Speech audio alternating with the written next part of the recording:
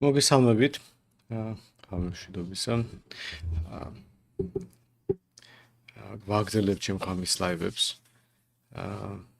ვინც პირველად უერთდებით ჩემი ხამის ლაივები ყოველ სამშაბათს და პარასკევს. მე ვსაუბრობ სხვა თემებზე, რომელიც უმეტესად ეკონომიკასთან არის კავშირში. ნახევარი საათი, 1 საათი, როგორც წესი ყვები უშუალოდ იმ საკითხს, რომელზეც არის ლაივი და მე უკვე პასუხობ თქვენ კითხვებს. ასე რომ კითხვები ნებისმიერ შეიძლება იყოს, ნებისმიერ თემაზე და ამიტომ თუ რაღაც გაინტერესებთ უშუალოდ ზოგადად თქვა რა ვიცი პოლიტიკაზე შეგიძლიათ დაწეროთ პირდაპირ კითხვები და თუ გექნებათ რამე კითხვა უშუალოდ იმ საკითხზე, რომელსაც დღეს უნდა გავარჩიო, ბუნებრივია ამასაც მივესალმები. დღევანდელი თემა არის კონკურენცია და მონოპოლია. უბრალოდ არ მგონია რომ მე ჩავეტევი ორივე საკითხის განხილვას ჩაეტევე ერთ ლაივში, ამიტომ დღეს ვესწრები უმეტესად კონკურენციაზე ვილაპარაკო და მე უკვე უშუალოდ გადავალ შემდეგ ლაივის საერთოდ მონოპოლიაზე გავაკეთებ. ასევე შეგახსენებთ რომ ჩემი ლაივები გრძელდება მანამ 100 ლაიქი მაინც გროვდება, ასე რომ თუ მოგწონთ, რასაც ვაკეთებ, დაალაიქეთ და ლაივებიც გაგრძელდება.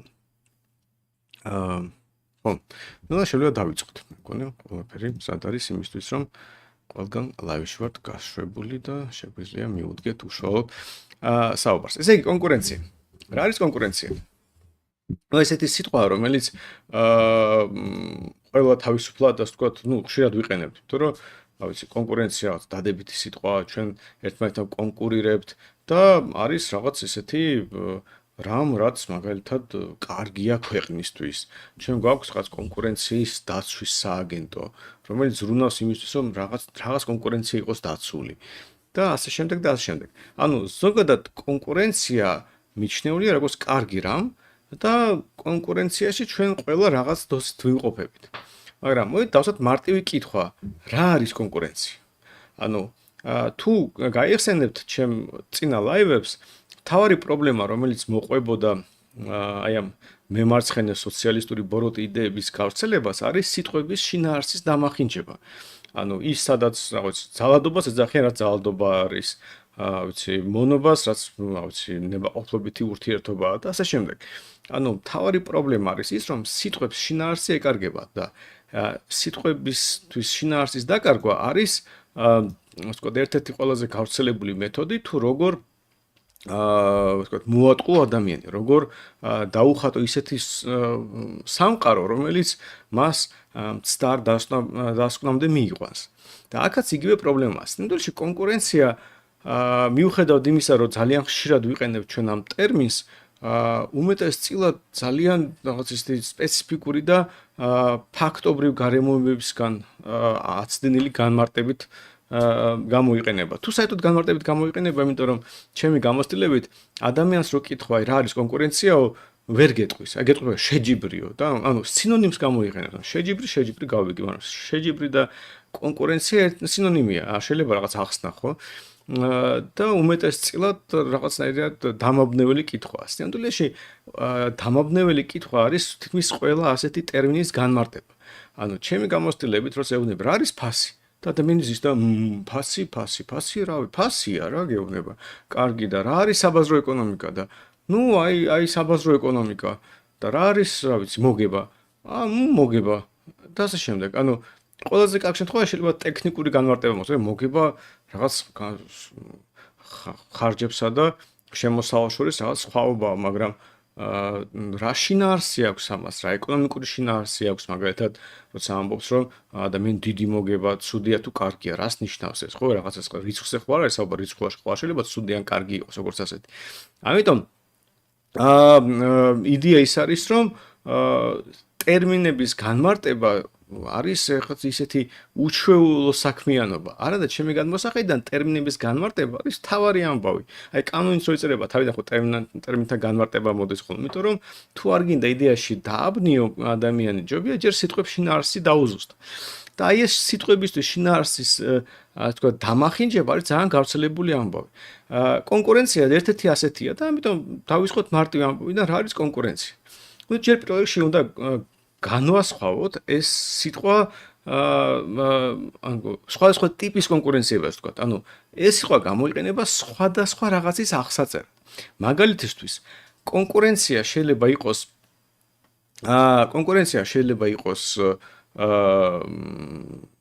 ორი ტიპის ნულოვანი ჯამის, ეგ ეწოდება ნულოვანი ჯამის ეძახით.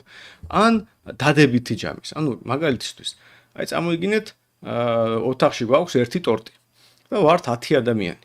და დავიწყეთ კონკურენცია, ერთმანეთში კონკურირებთ, რომ ვინ უფრო მეტ ტორტს შეჭამს. Რაღაც გაგებით ამ სიტყვისთვისაც, ამ პროცესისთვისაც ვიყენებთ სიტყვა კონკურენციას. მაგრამ თუ წამოიდგეთ ამ სიტუაციას, მივხვდებით, რომ მიუხედავად იმისა, თუ ვინ იქნება მეტად წარმატებული ან ნაკლებად წარმატებული ამ კონკურენციაში, ჯამი ჩვენი სარგებლის იქნება ერთი და იგივე, ანუ ერთი ტორტი. და ამიტომ უფრო კონკურენტული იქნება თუ ნაკლებად კონკურენტული იქნება, ჯამი არ შეიძლება, ანუ ამ ჯამის ცვლილება იქნება ნულოვანი. ანუ რამდენიც არ უნდა ვიწვალო, მე თუნდაც ყველას წავართვა ეს ტორტი და ვერავინ ვერ შეჭამოს ჩემს გარდა ტორტი, ჯამი ჩვენი ვთქვათ ძალისხმევის იქნება მაინც ერთი ტორტი, ანუ არანაირი დამატებით სარგებელი ამ კონკურენციას არ მოაქვს. და ფაქტობრივად ნულოვანი კონკურენცია ისეთი რაღაც პროცესია, რომელიც კონკურენცია თავის ბუნებით არ არის. მაგრამ ვინაიდან ასეთი განსხვავება არის ხოლმე და ორივე პროცესს ვეძახით, ანუ კონკურენციას რომელიც რაღაც დადებითი მხარეები მოაქვს, და ხა მას გავარჩევთ რა არის ეს კონკურენცია. და კონკურენცია, რომლის ჯამი ასე ვთქვათ, პროცესის შედეგი ნულოვანია, იმიტომ რომ არაფერი არ იცვლება ამ კონკურენციის შედეგად. კონკურენცია იქნება თუ შეთანხმება იქნება თუ მონოპოლია იქნება თუ რაც არ უნდა იყოს, ერთი ტორტი მაინც ერთი ტორტია. აი ვინაიდან ეს ორი არის აღრეული ხოლმე, ძალიან ხშირად შეხვდებით ასეთ სტერეოტიპს, რომ დიდი რა შეჭდება კონკურენცია, ვიღაცამ თუ მოიგო, ვიღაცამ აუცილებლად წააგო. ხო გაიგიათ ასეთი რაღაც. აი ეს სამდროს ასე არის, ანუ კონკურენცია, რომელსაც ჩვენ ვსაუბრობთ, ანუ რასაც გულისხმობთ ნორმალური ეკონომიკური კონკურენცია, ის არაფერ შუაში არის აი ეს ტიპის შეჯიბრთან, რომლის ასე ვთქვათ, ძალისხმევის თუ აქტივობის შედეგი ნულოვანი იქნება.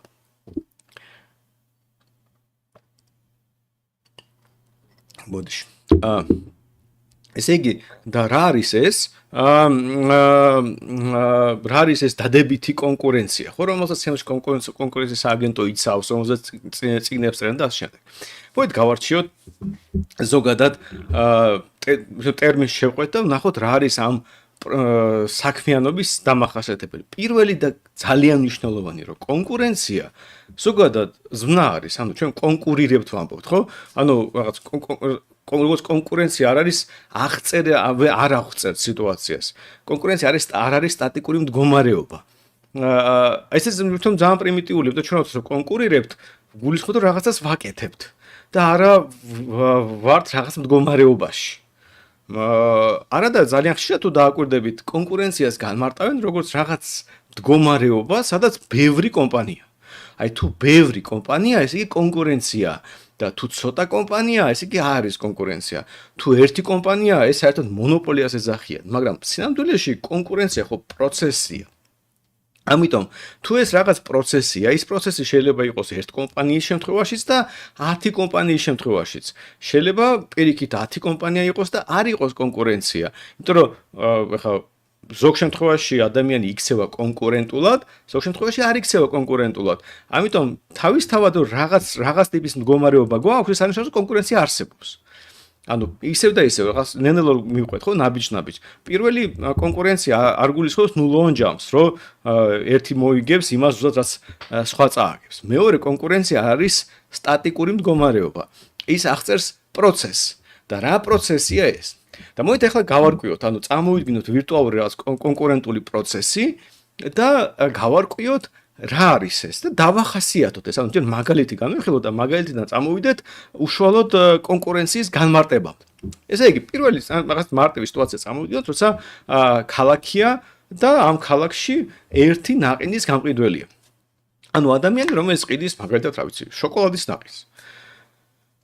მეტი არავინ არ არის ქალაქში, ვისაც სხვა ტიპის ნაყინი არა თუ გაუგია, არამედ რაღაც გაუსინჯავს ან რაღაც. ანუ უბრალოდ რაღაც საბჭოთა კავშირი არის, ამოდი საბჭოთა კავშირი იყო ხოლმე, რომ ერთი ნაყინი არის და მეტი არანაირი სხვა ნაყინი არ იყიდება ამ ქალაქში. ანუ ზოგ ქალაქში ნაყინი შეიძლება არ ყოფილიყო, მაგრამ ნუ ზოგ-ზოგიერთ ქალაქს უმართლებდა და იქ შეიძლება ყოფილიყო რამე კაფე, სადაც იყიდება ნაყინი. აი წარმოვიდგინოთ ასეთი საბჭოთა კავშირი დაიშალა ეს ქალაქია და ერთი ნაყინი იყიდება და მეტი არაფერი. აი მე ვარ ეს ბიზნესმენი, ვინც ამ ნაყინს აკეთებს. მაშინ ვიყავი რაღაც საბჭოთა კავშირის დროს რაღაც ბიუროკრატი, ანუ წითელ დირექტორებს ეძახოდნენ რაღაც საბჭოთა კავშირის ქარხნებს. ეხლა რაღაც ქვია ბიზნესმენი. ესე იგი, აღარ ვარ ესე მონურ მდგომარეობაში, არაფერი. მაგრამ საბოლოო ჯამში მაინც რაღაც მაქვს რაღაც კაფე, სადაც იყიდება ერთი ნაყინი. და ვყიდი ამ ნაყინს. ხა წარმოიდგინეთ, რომ რა ქვია, ფიქრობ რა ჩემთვის, რომ აი არის შოკოლადის ნაყინი. მე გამიგია სადღაც მოუყოლია ვიღაცას, რომ არსებობს სხვა ტიპის ნაყინები. მაგალითად, არსებობს მარწყვის ნაყინი. და ნუ აი ხوار წვაწარმო მაგალითად ნაყინი. აი მაგალითად ხوار შევთავაზოთ ჩემ მომხმარებელს მარწყვის ნაყინი. ეხლა რა რისკები ახლავს თავს ამ გადაწყვეტილებას? აი წარმოიდგინეთ, რომ მე ხوار ვიცი ჩემი მომხმარებლის სურვილები. სამდვილეში ჩვენ ვიცით, რომ სხვა ადამიანის ტვინში ჩვენ ვერ ჩავძვრებით. მაგალითად, მე რო ვკითხო ადამიანს, გიყვარს თუ არა რაღაც მარწყვის ნაყინი. და თქვენ მიპასუხოს, კი მიყვარს. რა ინფორმაცია გავიგე? თუ კარგად დაფიქრდებით, მიხვდებით, რომ გავიგებ მხოლოდ ერთი ინფორმაცია, რომ ჩემ კითხვაზე გიყვარს თუ არა მარწყვის ნაყინი, მან პასუხა კი მიყვარს. მაგრამ აქედან არაფერი არ გამომდინარეობს. მაგალითად, არ გამომდინარეობს ის, რომ მან ზუსტად იცის რა არის მარწყვის ნაყინი. მაგან შეიძლება უბრალოდ ნაყინი იცის სიტყვა და მარწყვი იცის და წარმოიდგინა რა შეიძლება ეს იყოს და თქვა, რომ ალბათ მიყვარსო. შეიძლება უბრალოდ ზოგადად ნაყინი უყვარს ნებისმიერი. შეიძლება უყვარს მარწყვის ნაყინი ნამდვილად, მაგრამ არასდროს არ იყიდოს მარწყვის ნაყინი. შეიძლება იყიდოს მარწყვის ნაყინი, მაგრამ მხოლოდ იმ შემთხვევაში თუ შოკოლადის ნაყინი არ გვაქვს. ან ყოველთვის და ძალიან უყვარს მარწყვის ნაყინი. ანუ ასეთი უამრავი ვერსია შეიძლება არსებობს. სამდვილეში მე რო ვეკითხები ადამიანს, გიყვარს თუ არა მარწყვის ნაყინი, ის მეუბნება, კი, მაგრამ მე რეალობაში არც კი ვიცი, ჩემთვის ბიზნესმენისთვის საბოლოო ჯამში ნიშნავს თუ არა ეს, რომ მე გავყიდი ამ ნაყინს. და საკმარის რაოდენობით გავყიდი. ამიტომ მე თუ ავიღე და მარწყვის ნაყინის გაყიდვა დავიწყე, შეიძლება აღმოჩნდეს, რომ არავის არ ჭირდება ეს მარწყვის ნაყინი და რაც თავარია, ჩემივე თავს წავართვე მოგებას, ანუ აქ შოკოლადის ნაყინს ყიდი, იქ მარწყვის ნაყინს ყიდი და თუ ვერ გაამართლა და ხალხმა ამის გამო მეტი ნაყინი არ იყიდა, ჩემივე თავს კონკურენციას გაუწევ და გამოვა, რომ დავზარალდები, ანუ ნაკლებ შოკოლადის ნაყინს გავყიდი. ანუ ისეთი ქმედება შეიძლება აღმოჩნდეს, რომელიც არ არის ჩემთვის მომგებიანი.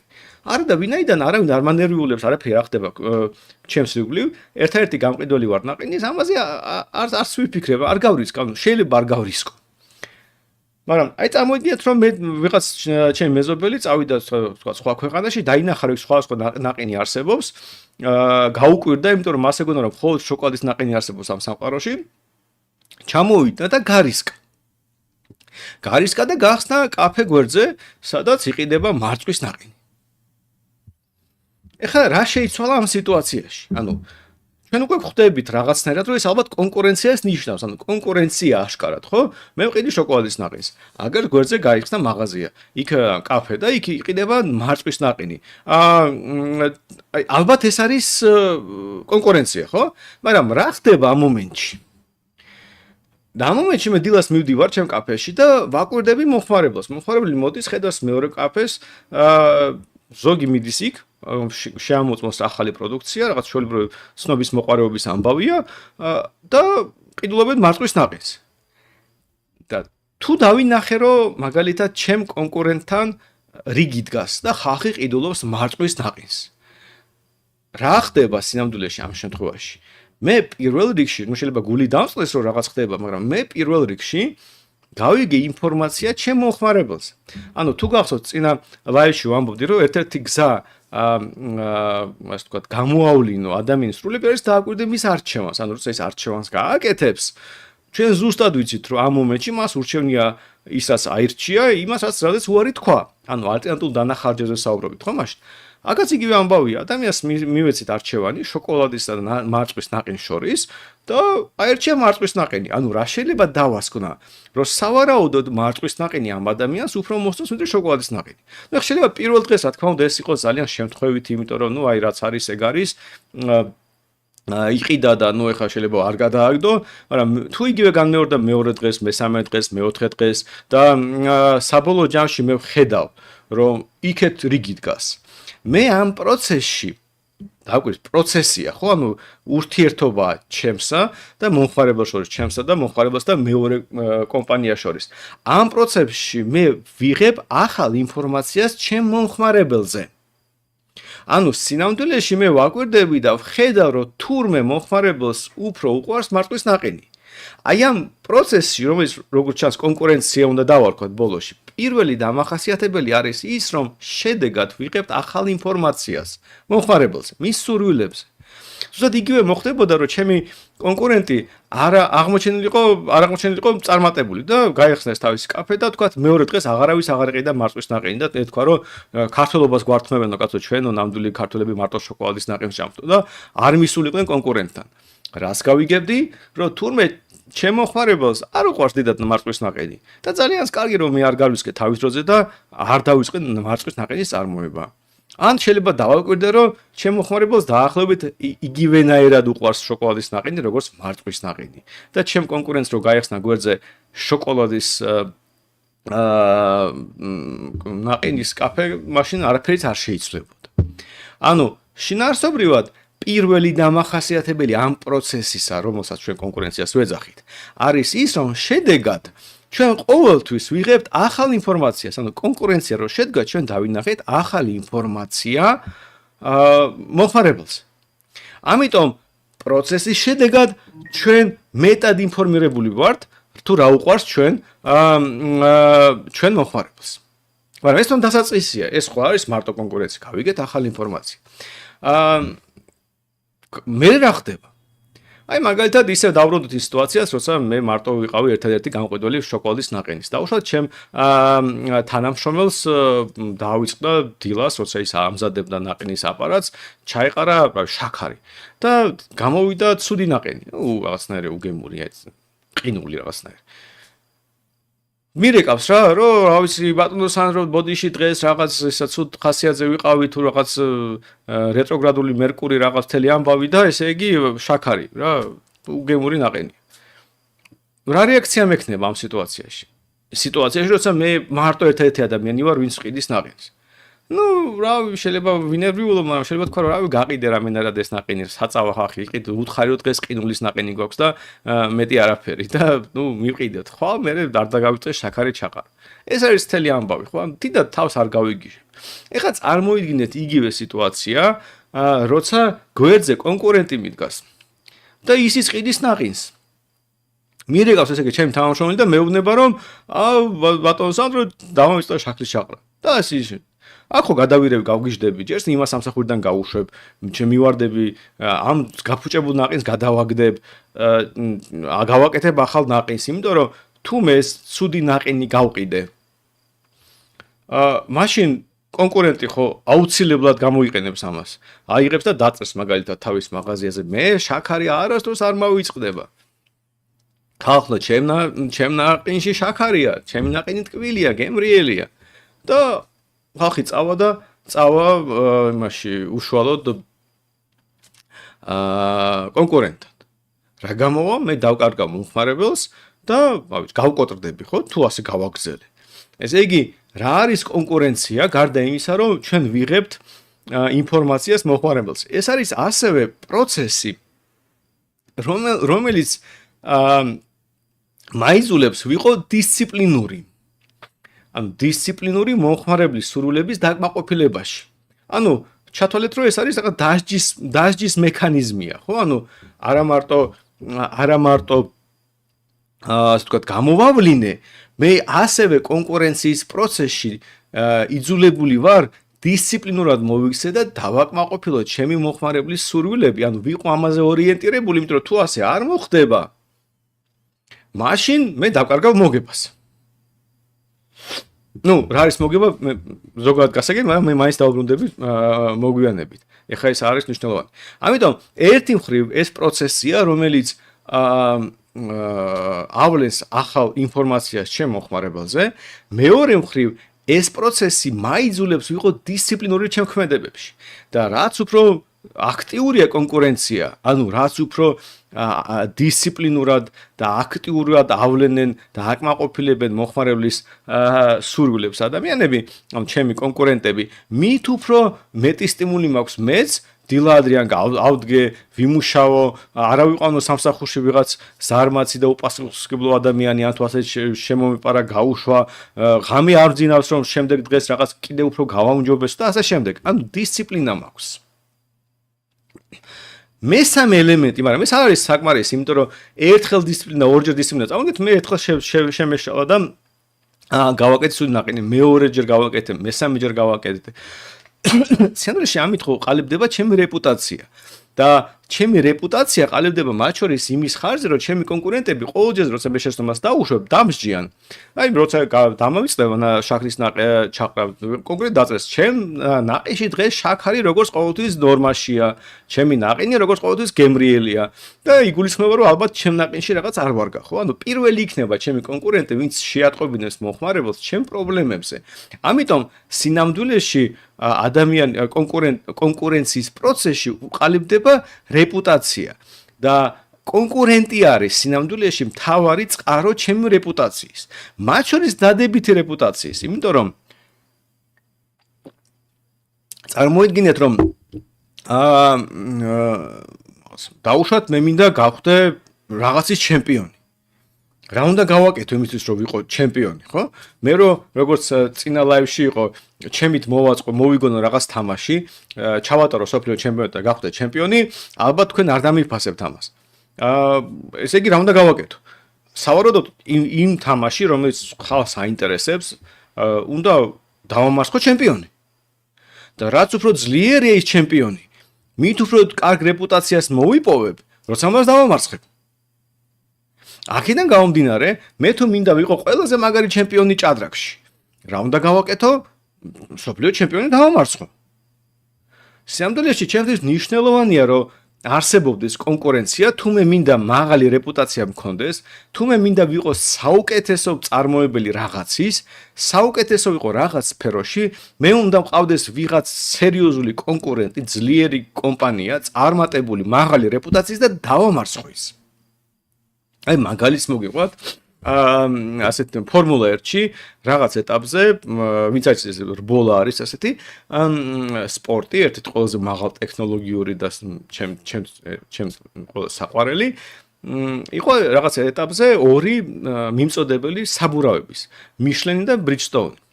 მათ შორის იყო ძალიან ერთი აგრესიული კონკურენცია, იმდენად აგრესიული, რომ ფაქტობრივად რაღაც მომენტში ტექნოლოგიები იმდენად განვითარდა, რომ ეს იყო საბურავების ჩემპიონატი და არა რაღაც ძრავების და აეროდინამიკის და მძღოლების, იმიტომ რომ მიშლენი იყო ძალიან რაღაც აჯობა, მაღალი ასე ვთქვათ, ხარისხის საბურავები გამოუშვა და ჩემპიონატში იგებდნენ მიშლენის გუნდები. ანუ მიშლენის გუნდებს შორის იყო შეჯიბრი სინამდვილეში, იმიტომ რომ ბრიჯსტოუნმა იმდენად წააგო იმ დაპირისპირებაში, ტექნოლოგიურ კონკურენციაში, რომ ბრიჯსტოუნს ვინც იყენებდა ის გუნდები, მათ შორის იყო მაგალითად ფერარი, უბრალოდ ვერ იგებდნენ კონკურენციაში მიშლენთან.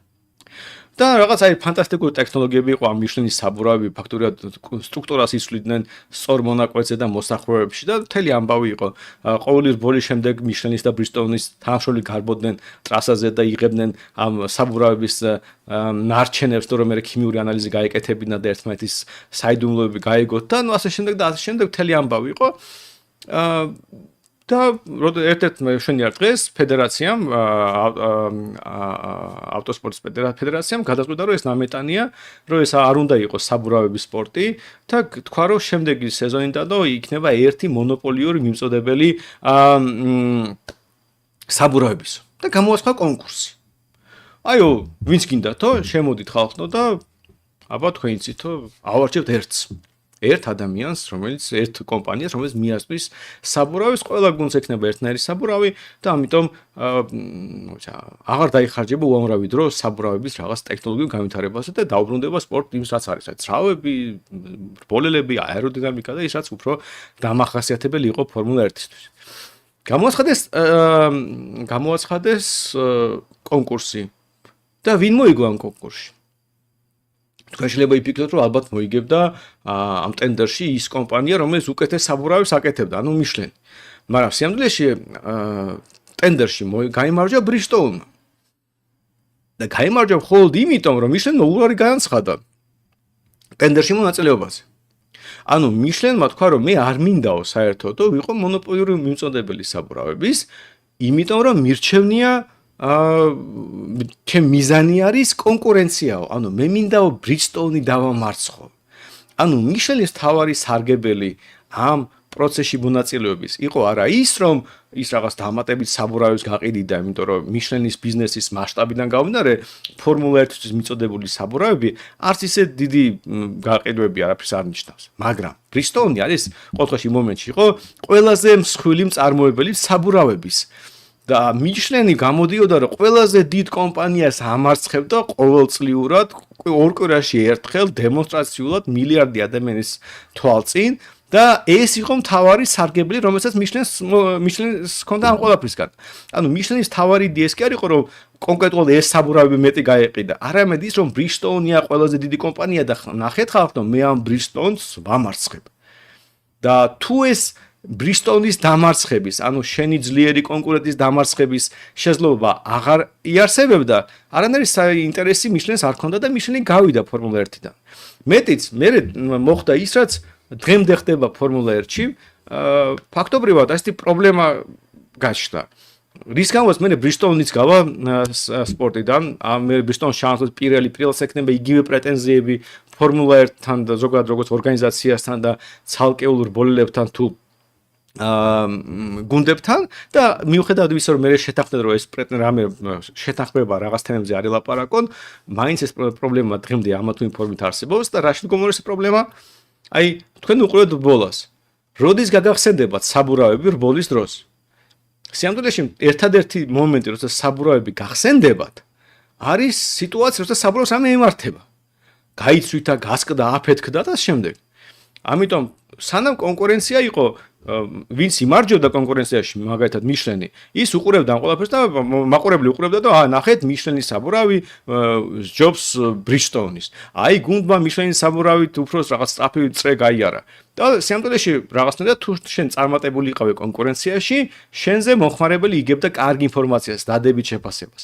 ეხლა დარჩა ერთი მიმწოდებელი, რომელიც დიდად არავის არ აინტერესებს, საბურავი აყენია, ყველას ერთნაირი საბურავი აქვს, როდის ახსენდებათ როცა გასკდება საბურავი. ბრისტოუნის საბურავი აფეთქდა. ბრისტოუნის საბურავი გასკდა. ბრისტოუნის საბურავი გაცვდა. ანუ სუცუდი ნეგატიური ინფორმაცია წამოვიდა. და ბრისტოუნი თქვა რომ რა სჭირდება ეს და წავიდა. მე მოვიდა პირველი, იგივე მოხდა და ბოლოს პირველი ამბობდა რომ ხალხო ეხლა ჩემს გარდა არავის არ უნდაო თქვენ რომ საბურავი მოგაწოდოთო და ნუ გლანძღავთო, სულ ჩვენ გლანძღავთო, ასეთი საბურავი არ მოგწოთ, ესეთი საბურავი არ მოგწოთ და რაღაც მომენტში გუნდები შეთანხმდნენ რომ აღარ გალანძღავდნენ პირველის და რაღაცნაირად ძალიან იშვიათია ხოლმე როცა ასეთი რაღაც ხდება, მაგრამ ნუ საბოლოო ჯამში ეს თელი ისტორია აჩვენებს რომ რამდენად მნიშვნელოვანი არის ზოგადად კონკურენცია, იმიტომ რომ შენ თუ გინდა იყო წარმატებული, შენ თუ გინდა იყო მართლა საუკეთესო, შენ ჭირდება რომ იყოს ვინმე სხვა საუკეთესო, რომელსაც დაამარცხებ. ამიტომ სინამდვილეში კოკა-კოლას კრიტიკული საჭიროება აქვს, რომ არსებობდეს პეპსი-კოლა. მესდე სჭირდება რომ არსებობდეს BMW. და საბოლოო შენ თუ არ ყავს პეპსი-კოლას, აი წამოვე კოკა-კოლა კონკურენციას უწევდეს ნატახტარს. ნუ კაი ნატახტარის ლიმონადიც არ აუშვეს, მაგრამ ხო ხვდებით რომ აი სად კოკა-კოლა და სად ნატახტარის ლიმონადი. ამიტომ არანაირი რეპუტაცია კოკა-კოლას CEO რო გამოვიდეს და თქვას რომ ჩვენ წავართვით საქართველოს ბაზარზე ნატახტარს 2% წილი ბაზრის წილიო და კოკა-კოლას ვაქცინები წამოიღო შეხედავ გიჟი ხო არ ხარ რა ნატახტარი რა საქართველოს ბაზარიო კოკა-კოლაზე ვლაპარაკობთ სოფლიო მასშტაბში რაღაც მილიარდებს რო აკეთებს ის კომპანიას. ამიტომ ის რო კოკა-კოლა დაამარცხებს ნატახტარს საქართველოს ბაზარზე არავის არ აღელოს ამ სამყაროში. მეტიც ერთმანეთში ისინი არც არიან კონკურენტები, ანუ სხვა პროდუქტს სთავაზობენ სიამდვილეში მომხმარებელს. მაგრამ აი პეპსი-კოლას წავართვი კონკურენტო, ეს კრიტიკულად მნიშვნელოვანია. და თუ დააკვირდებით ყველაზე ცნობილი კონკურენტული წყვილები, უმეტესად წყვილები არის ხოლმე, მთელი ამბავი ამაშია, რომ არც ერთი მათგანი არ ფიქრობს, რომ კონკურენტი გაანადგუროს. კი, ის ყოველთვის ცდილობს, რომ დაამარცხოს სიტუაციაში, მაგრამ ის კონკურენტი რო გაქრეს, შეიძლება აღმოჩნდეს, რომ მისივე რეპუტაცია დაინგრევა. იმიტომ რომ მას არ ექნება შესაძლებლობა, რა ვთქვათ, დაუნტკიცოს მოხმარებელს, რომ ის საუკეთესოა. აქედან გამომდინარე ეს წყვილები, ცნობილი წყვილები, კონკრეტულად Pepsi-Cola და Coca-Cola, Mercedes და BMW, Ferrari და Lamborghini და ასე შემდეგ, აი რაც შეიძლება გაიხსენოთ, ყველა უმეტესწილად წყვილებია, იმიტომაც არიან წყვილები, რომ მათ სჭირდებათ კონკურენტი. და არის ხოლმე ისტორიები მათ შორის Microsoft-ის და Apple-ის, რომ რაღაც მომენტში ეხმარებიან კი ეს თუ დაინახავენ, რომ ის კომპანია შეიძლება რაღაც გაკორტდეს, რაღაც ხდება ესეთი პრობლემა, მაგალითად რეგულატორული პრობლემაა და შემდეგ შეიძლება ერთ-მეორეს დაეხმაროს კი როგორც Microsoft-ი, უბრალოდ Bill Gates-ი თუ არ მეშლება Steve Jobs ეხმარებოდ. ხო და აქედან გამომდინარე, კონკურენცია არის ასევე რეპუტაციის წყარო. და თქვენ თუ გინდათ იყოს წარმატებული, მაღალი რეპუტაციის მქონე კომპანია, თქვენ ჭირდებათ კონკურენტი და ჩვენ ჭირდებათ კონკურენცია, იმიტომ რომ ამის გარეშე თქვენ ვერასდროს ვერ მოიპოვებთ რეპუტაციას და Mercedes-ი ვერასდროს ვერ იტყოდა, რომ ის კარგ მანქანებს აწარმოებს, თუ Mercedes-ის გარდა არც ერთი კონკურენტი არ ეყოლებოდა. თუ მარტო Mercedes-ია მანქანა, მაშინ მანქანაა რა. არ მეტყვის, Mercedes-ი საუკეთესო მანქანა არის. საუკეთესო რას ნიშნავს, მეტი მეორე არ არის. ამიტომ შენ ჭირდება ვიღაც კონკურენტი, რომელიც ასევე ძლიერი იქნება, რომელიც ასევე წარმატებული იქნება, რომელსაც ბევრ მომხმარებელს მოსწონს და იმას რომ ამარცხებ, მაშინ შენ იღებ რეპუტაციას. აქედან გამომდინარე, კონკურენცია ეს არის პროცესი, რომლის შედეგადაც ჩვენ ვიღებთ ახალ ინფორმაციას მომხმარებელზე, რომელიც უზრუნველყოფს ამ მომხმარებლის სურვილების დაკმაყოფილების ნაწილში დისციპლინას და მაღალ რეპუტაციას. ანუ სიამოვნებაში პროცესია, სადაც ერთი მხრივ ჩვენ რეპუტაციას ვიძენთ, მეორე მხრივ ჩვენ ვიღებთ ინფორმაციას მომხმარებელზე და ასევე ვაკეთებთ ამას დისციპლინურად, ანუ გვეშინია რომ დავისჯებით, შიში თან ახლავს ამ პროცესს. ეს არის კონკურენცია. და ეხლა რატომ არის ეს კარგი? ალბათ თქვენ ხვდებით, რომ აღწერიდან, ხო? მე თუ გავიგე მომხმარებელზე ახალი ინფორმაცია. მე თუ დისციპლინური ვარ ამ ახალი ინფორმაციის მოპოვებაში და გამოყენებაში. და მე თუ სულ შეჯიბრი მაქვს, რომ დაუმტკიცო ჩემ მომხმარებელს, რომ მაღალი რეპუტაცია აქვს. ანუ ერთი შეცდომის დაშვებაც კი არ მინდა, რომ შემთხვევით ჩემ ტრეკ რეკორდში არ იყოს, რომ ნაყენს სულად აკეთებს. მაშინ ეს რაღაც აშკარად ისეთი რაღაც არის, რის შედეგად მომხმარებელი ხეირს იღებს. ეს მთელი ისტორია რომ ბოლომდე მივიყვანოთ, უნდა ამ ისტორიას დავამატოთ მოგების ცნება. და რა არის მოგება?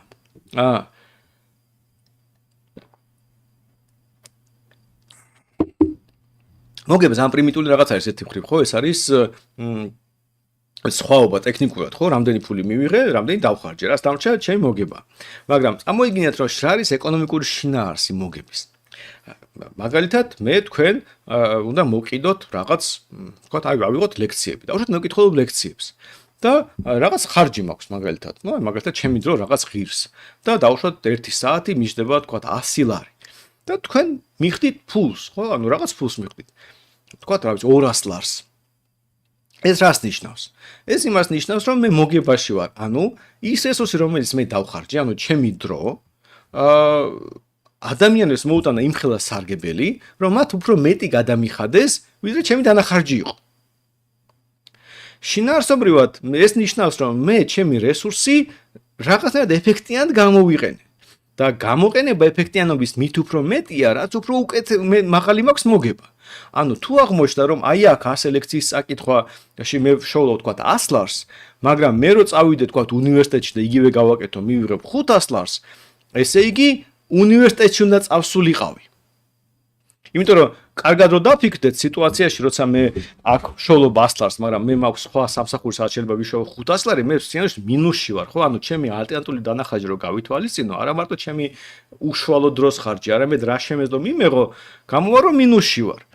მაგრამ თუ საბოლოო ჯამში ყველა ალტერნატივები შევადარე და ჩემი დრო 100 ლარზე მეტი არ შემეძლო დამეხარჯა, ჩემი დრო 100 ლარზე მეტი არ ღირს.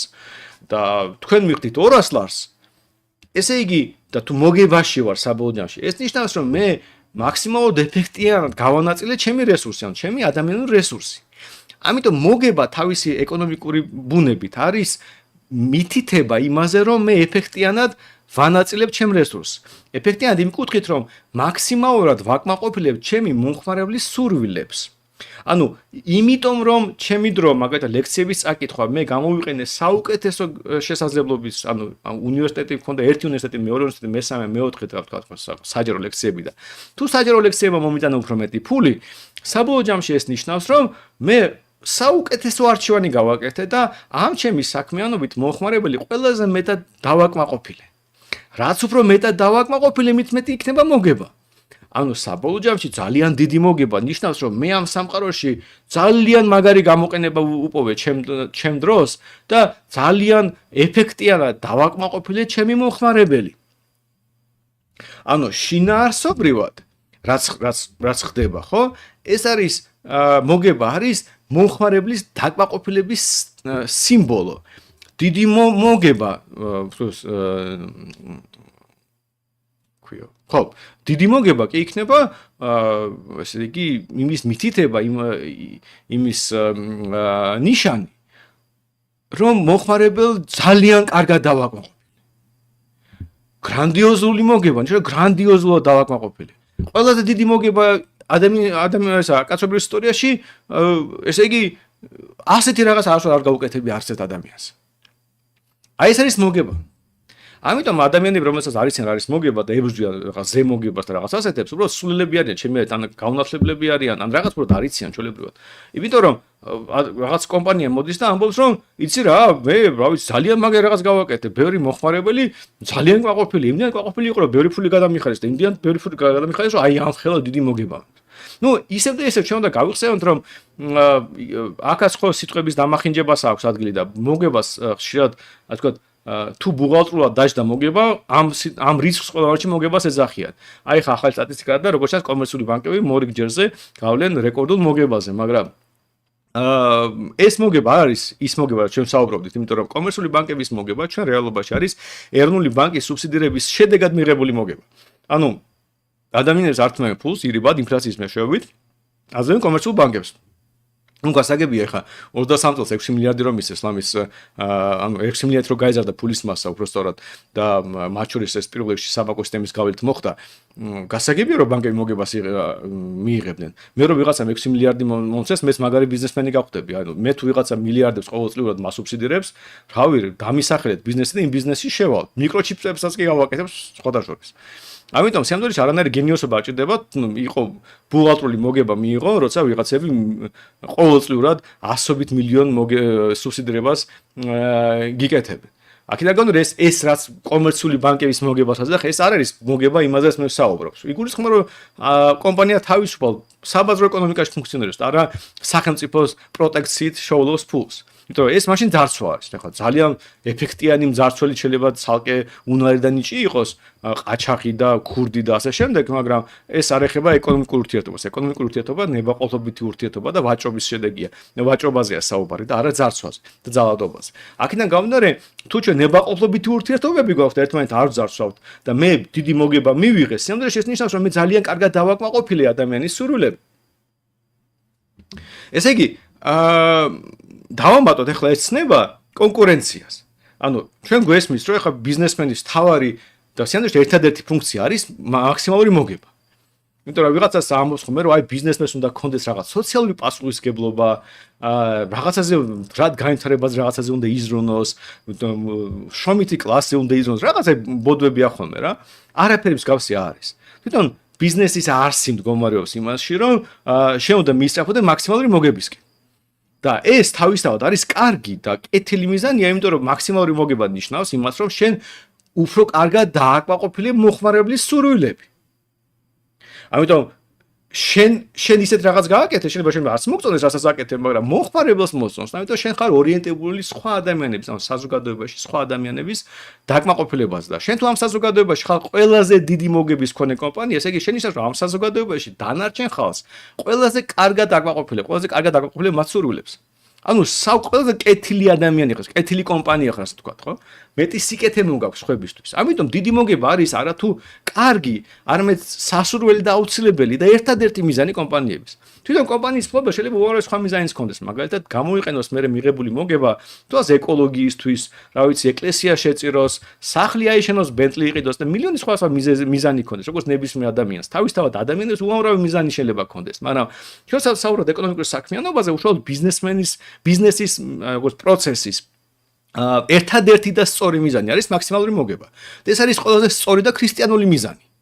საბოლოო ჯამში კომპანია რომელიც მხოლოდ მაქსიმალურ მოგებაზე ფიქრობს, ანუ აწყობილია იმის რომ მაქსიმალური მოგების გენერირება მოხდეს, ეს არის ყველაზე ქრისტიანული ორგანიზაცია და ყველაზე სწორად მოაზროვნე ადამიანთა ერთობა, ასე ვთქვათ. იმიტომ რომ შედეგად ჩვენ მივიღეთ უფრო მეტად დაკმაყოფილებულ მოხმარებელს. ეხლა ავიღოთ ეს მოგების ამბავი, დავადოთ კონკურენციას. მე რომ მოგება მივიღო, ანუ მე რომ დავაკმაყოფილო ჩემი მოხმარებლის სურვილები. ამისთვის სურვილები ხომ უნდა ვიცოდე. და რა არის კონკურენცია? თუ გავიხსენებთ. კონკურენცია არის სურვილების გამოვლინების პროცესი. ანუ შედეგად, როცა კონკურენცია გვაქვს, მე უკეთესად ვიცი ჩემი მოხმარებლის სურვილები, პრეფერენციები. მეორე მხრივ ჩემი კონკურენტი იმით არის უდაკავებული, ხან რას გამიკეთებს, ხან რას გამიკეთებს, ხო, ხან ასე მაჯობებს, ხან ისე მაჯობებს. ანუ ყოველ ჯერზე როცა ის მაჯობებს, მე მოგებას კარგავ, ანუ ჩემ მოგება მცირდება, ანუ მე ხვდები რომ მე ნაკლებად ვაკმაყოფილებ ჩემ მოხმარებელს. როცა მე ვჯობნივარ ჩემ კონკურენტს, მეტი მოგება მაქვს, ანუ მე ხვდები პროცესით, რომ მე მეტად ვაკმაყოფილებ ჩემ მოხმარებელს. და საბოლოო ჯამში დასჯის მექანიზმი, რო თქვი, დასჯის მექანიზმის უშუალოდ ინსტრუმენტი ჩაქუჩი არის მოგება.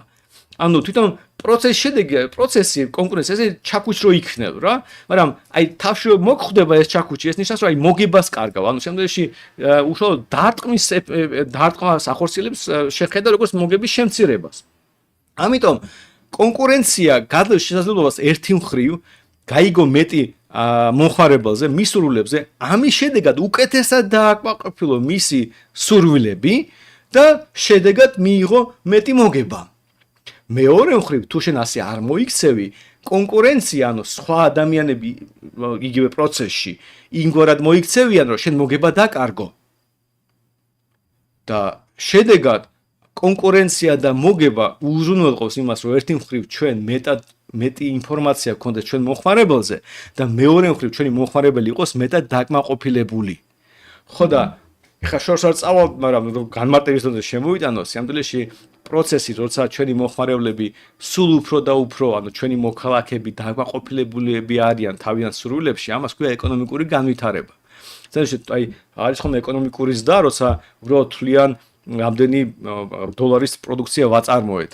მაგრამ ეკონომიკური ზრდა შეიძლება იყოს ძალიან არაერთგვაროვანი, იმიტომ ტექნიკურად შეიძლება რაღაც ზრდა გქონდეს, მაგრამ სტატისტიკური. მაგალითად, ირლანდიაში რო გადმოიტანეს რაღაც ოფისების, IT კომპანიების, ტექნიკურად ირლანდიის მუშაკი ერთ წელიწადში რაღაც 20%-ით გაიზარდა, მაგრამ ფაქტობრივი ზრდა იმ მომენტში არაფერი არ იყო, იმიტომ ბუღალტრულად აისახა ირლანდიის მუშაკში რაღაცები, რაც რეალობაში სხვა ქვეყანაში კეთდებოდა. ამიტომ თეორიულად ჩვენ შეიძლება მუშაკი ისე გავზარდოთ, რომ არაფერი არ შეიცვალოს ჩვენ ქვეყანაში. მაგრამ ამ შემთხვევაში ეკონომიკურ განვითარებას როცა ვამბობ, განვითარება ნიშნავს, რომ ჩვენ უფრო მაღალ დონეზე ვართ ჩვენი სრულების დაკმაყოფილებაში. უკეთესი გზები გვაქვს, უკეთესი, რა ვიცი, არაჟანი იყიდება მაღაზიაში, უკეთესი ნაყინი, ნამცხვარი და ასე. ანუ შინაარსობრივად ეკონომიკური განვითარება, ეს არის კონკურენცია და მოგებისკენ სწრაფვა, გაერთიანებული.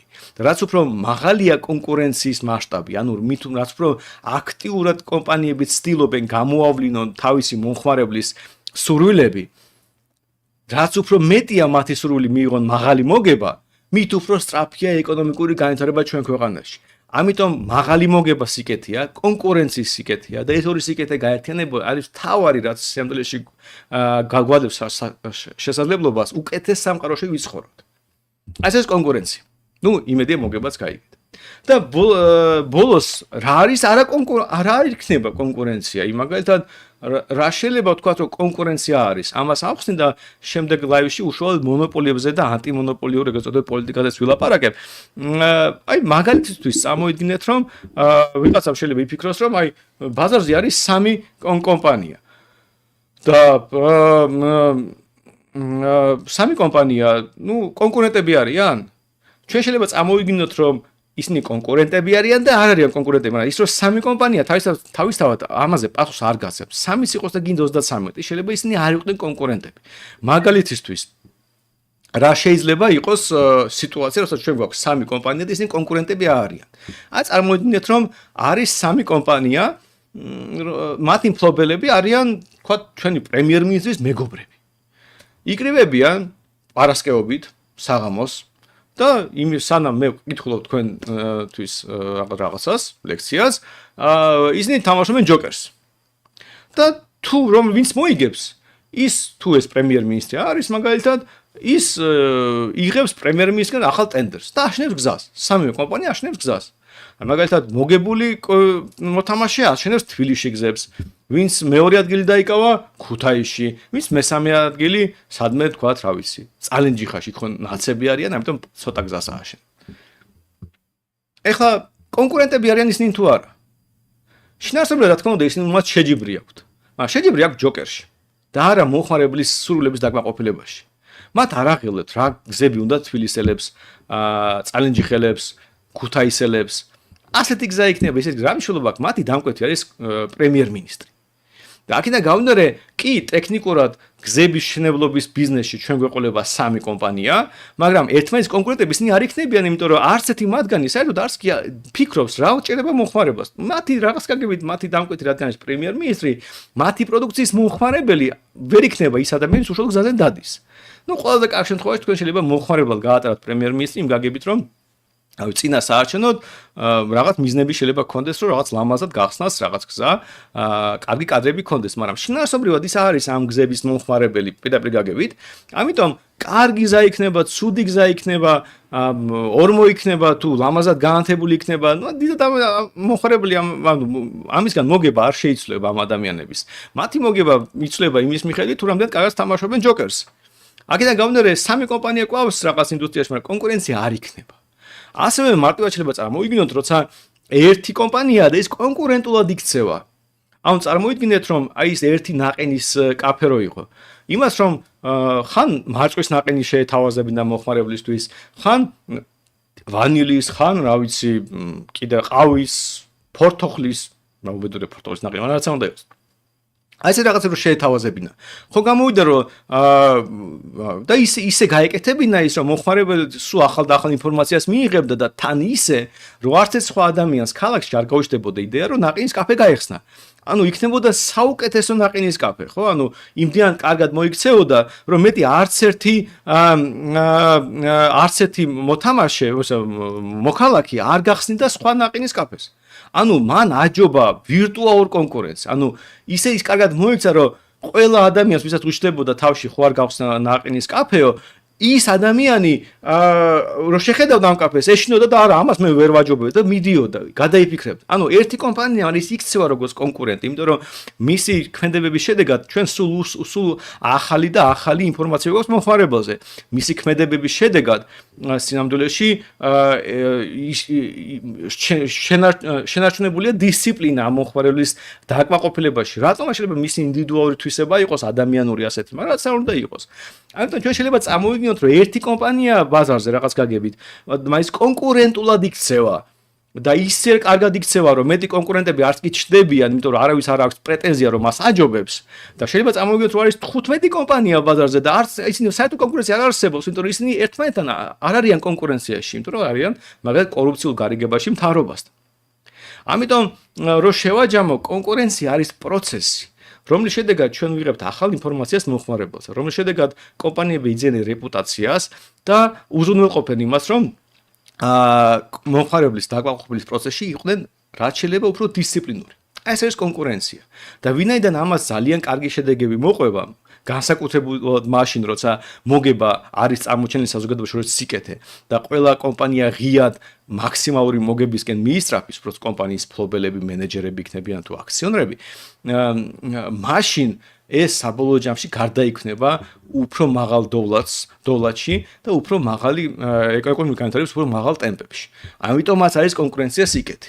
თორე თუ ის არ არის კონკურენცია და მაგალითად ჩვენ საუბრობ ნულოვანი ჯობების კონკურენციაზე, ამ საუბრობთ სტატიკურ კონკურენციაზე, სადაც უბრალოდ ბევრი კომპანია, ასეთ რაღაც კონკურენციას არანაირი ეფექტი შეიძლება არ ქონდეს. შეიძლება ჩვენ გყავდეთ 15 კომპანია, 55 კომპანია, მაგრამ არანაირი სარგებელი არ ქონდეთ და ერთი ნაბიჯი და წინ არ წახვიდეთ. ან მეორე მხრივ შეიძლება გყავდეთ ერთი კომპანია, იმდენად კარგი იყოს, რომ საბოლოო ჯამში ეკონომიკა წინ მიდიოდეს. აი ეს იყო რაც მე მინდოდა. ეს კონკურენციაზე მომეყოლა, ბუნებრივი გადასვლა აქედან არის მონოპოლიაზე, მაგრამ უკვე ისედაც 50 წუთია საუბრობდა. დღეს მე მგონი საკმარისია, ასე რომ შემდეგ ლაივზე ვილაპარაკე მონოპოლიაზე და ის სხვა საფრთხეებზე, როცა მაგათ ამბობენ რომ აი ტაცებლის სტრატეგიებზე, როცა ფასებს დაწევს და გააკონტროლებს, მე ფასებს აწევს კარტელებზე და თელ რაღაც ესეთი საშინელ რაღაცებზე, რომელიც ყველაფერი გვექნებოდა, რომ არა მთავრობა, რომელიც გვიცავს ასე თქვა მონოპოლიებისგან და იცავს ამ კეთილ კონკურენციას. რა თავიდან ბონუსი სულელე მართლა რომ გითხრათ, მაგრამ დრო არ მაქვს რომ ეხა მოვყვე და შემდეგ ლაივზე ამას მოვყვები. ეხა კი მიუდგები თქვენ კითხვებს და ვესტები უპასუხო. სხვათა შორის სულ 57 ლაიქი მაქვს. იმედია მოგიწონათ კონკურენციაზე საუბარი და თუ მოგიწოდეთ და ლაიქოთ, მით უმეტეს 71 ადამიანი გვიყურებს და არ იქნება ურიგო რომ მეტი ლაიქი გქონდეს ჩემ ლაივს. თუ რა თქმა უნდა გინდათ რომ ეს ლაივები გაგრძელდეთ, მით უმეტეს თუ არ გაგრძელდება ვერ გაიგეთ რა ხდება მონოპოლიაზე. ამიტომ ამ შემთხვევაში ამ კონკრეტულ ლაივის შემთხვევაში კიდევ უფრო მეტი мотиваცია უნდა გქონდეთ თუ ეს პატარა ისტორიის ნაწილი დასრულდეს ლოგიკურად, დალაიქეთ და სამშაბათს მოგიყვებით მონოპოლიას. კარგი. სანამ თქვენ ალაიქებთ ჩემ ლაივს, რაზეც მადლობა. მიუდგები თქვენ უშუალოდ კითხვებს და ვეცდები ყველას უპასუხო. სანდრო, ანარქოკაპიტალიზმზე რა აზრის ხარ? ანარქოკაპიტალიზმზე შვენიარი აზრის ვარ, მაგრამ ამაზე მაქვს ცალკე ლაივი გაკეთებული. ერთი მთლიანი დიდი ლაივი. ეს ჩემი ლაივები ყველა არის პლეილისტად გაკეთებული და თქვენ რო შეხვიდეთ გირჩის YouTube-ზე, იქ ნახავთ პლეილისტს და იქ არის მათ შორის ერთ-ერთი ლაივი, რომელიც უშუალოდ ეხება ანარქიზმს. და იქ ცელი პასუხი მაქვს გაცემული, ამიტომ ამ შემთხვევაში უკვე თავს შევიკავებ პასუხისგან. ვიდეო თამაშობს თუ თამაშობ და რომელს? კი, თამაშობ. ძალიან მიყვარს, ვიდეო თამაშობ რა კომპიუტერში თამაშობ ბევრს. ბევრს იმ გაგებით რომ მიყვარს თამაში, როცა შემიძლია და როცა მაქვს დრო. კონკრეტულად ამ მომენტში StarCraft-ს თამაშობ 57-ჯერ, მაგრამ მიყვარს StarCraft-ი. მაგრამ ისე Mass Effect-ი მიყვარს მაგალითად, ასევე ძალიან მიყვარს, კარგი თამაშია. ბოლოს ნაწილი რო არ ჩათვალო და შემდეგ, მაგრამ ზოგადად მიყვარს. თორე ერთ-ერთი განტვირთვის ინსტრუმენტია და როცა ზედმეტად ტვინი გაატვირთულია იდეებით, დავждები ხოლმე 3-4 საათი ზედმეტ ვითამაშებ და უბრალოდ ტვინი თავისუფლდება ზედმეტი ინფორმაციისგან. ამიტომ თუ მაქვს ხოლმე შესაძლებლობა კრიაში თხელ მაინც რაღაცნაირად დავუთმოთ რომ თამაშებს, სიამოვნებით ამას ვაკეთებ. ვალაიქებთ და ვიძინებთ. არის სიმონ კარგი სტრატეგია. მე მაინც მირჩენია რომ თქვენ დაალაიქოთ, იმიტომ რომ მოგეწონათ. არა იმიტომ რომ ძილის წინ უბრალოდ ღილაკს დააჭირეთ. 65 ლაიქია, ცოტა გაიზარდა ლაიქების რაოდენობა, მადლობა. თან რაოდენობა გაიზარდა მაყურებლების, ამიტომ მოგიწოდეთ რომ დაალაიქოთ, არ დაგავიწყდეთ და სიმონებით არ დაიძინოთ. შენ ერთი წიგნის წაკითხვას უდრის. არა, მადლობა უბრალოდ ნიკა რომ მოგწონს ჩემი ლაივები, მაგრამ წიგნის არა, წიგნი ბევრად უფრო საინტერესო ხოლმე, მაგათ იგივე კონკურენციაზე ძალიან ბევრი საინტერესო რამ არის წასაკითხი, იმიტომ რომ რაღაცებს ხო ტექნიკურად ვერ ხსნი, მათ შორის აი რაღაცა მე გრძნობ ხოლმე, მათ შორის ეროვნულ ბანკზე საუბრობ საერთაშორისო ვაჭრობაზე, აი დაფა მჭირდება ხოლმე, იმდენად მიშოვლი ვარ საერთოდ აუდიტორიაში, რომ დაფა მაქვს ეგ რაღაცას ხატავ, ვიზუალიზაცია მაკლია ამ ყველაფრის. და წიგნებში კიდე არის შესაძლებლობა ძალიან ბევრი მაგალითი, ასე ვთქვათ, წაიკითხო და კიდე უფრო დეტალურად გაიგო. ამიტომ ზოგადად მე სულ უყურებდი ჩემ ლექციებს, როგორც ასე ვთქვათ, შესაძლებლობას გააჩინო ინტერესი მსმენელში და ამიტომ თქვენ თუ მოგწონთ, რასაც გიყვებით, ალბათ საბოლოო მიზანი უნდა იყოს რაღაც წიგნი, რომელშიც უფრო სიღრმისეულად გაიგებთ ამ ყველაფერს და დარწმუნებული ვარ, დიდ სიამოვნებასაც მიიღებთ. სულ ნაყინები და ტორტები რომ მოყავს მაგალითად რატომაც არა ნაყინი ტორტიშვენი რაღაც ძალიან მიყვარს ტკბილეული ზოგადად ტორტები განსაკუთრებით ნუ ნაყინებიც ნაყინი სულ მაქვს აი მარწყვის ნაყინი არ ვარ გაცუდი ნაყინი ვიყიდე და მე ყავის ნაყინი მირჩენი ყველაზე ძალიან მაგრამ მეგონი ზაფხულში ნაყინზე საუბარი ძალიან ბუნებრივია და სადაც ნაყინი იქაც ტორტი სანდროს ლაივმა ღამისთენება მასალა მადლობა შოთა ზოგადად მადლობა თუ ჩემს გამო დროს ხარჯავთ იმიტომ ჩემთვის ძალიან ბუნებრივი ამბავია ღამე რაღაცების კეთება მთელი ცხოვრება ფაქტორებად ღამე მიყვარს მუშაობა და ამიტომ მე პირიქით ძალიან კომფორტულ გარემოში ვარ როცა შვაღამის რაღაცას ვლაპარაკობ და განსაკუთრებული მადლობა იმ ხალხს ვინც მიყურებს მისთვის უჩვეულ დროს აქ რაღაც ახლა ნაყინებზე იყო საუბარი შენს ლექციებს შევაგროვებ და ხანდახან მოусმენ ხოლმე ახლა გავედი კაი საქმეს აკეთე მადლობა გიორგი ხო ნუ იმედია მოგეწონება როცა დაუბრუნდები ამ ლექციას ჩამოვედი ქვევით აჰა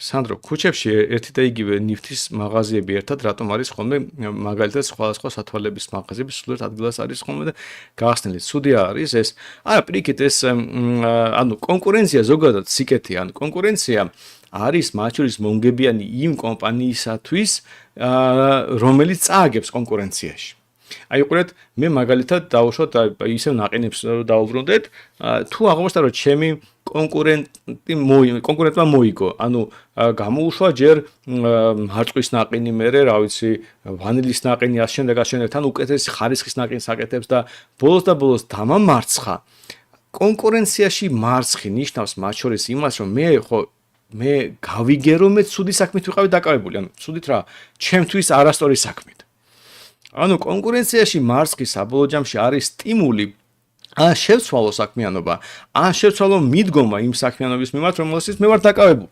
მაგალითისთვის ტექნიკურად რაღაც ეტაპზე Apple-მა დაამარცხა ყველა თავისი კონკურენტი როცა გამოუშვა smartphone-ი ნუ smartphone-ი Apple-მა არ მოიგონა smartphone-ი მოიგონა Nokia-მ მაგრამ Apple-მა გამოუშვა იმგვარი smartphone-ი iPhone-ი რომელმაც აი მთლიანად ფაქტობრივად გაანადგურა თავისი კონკურენტები და მოუპოვა Apple-ს უზარმაზარი მოგება.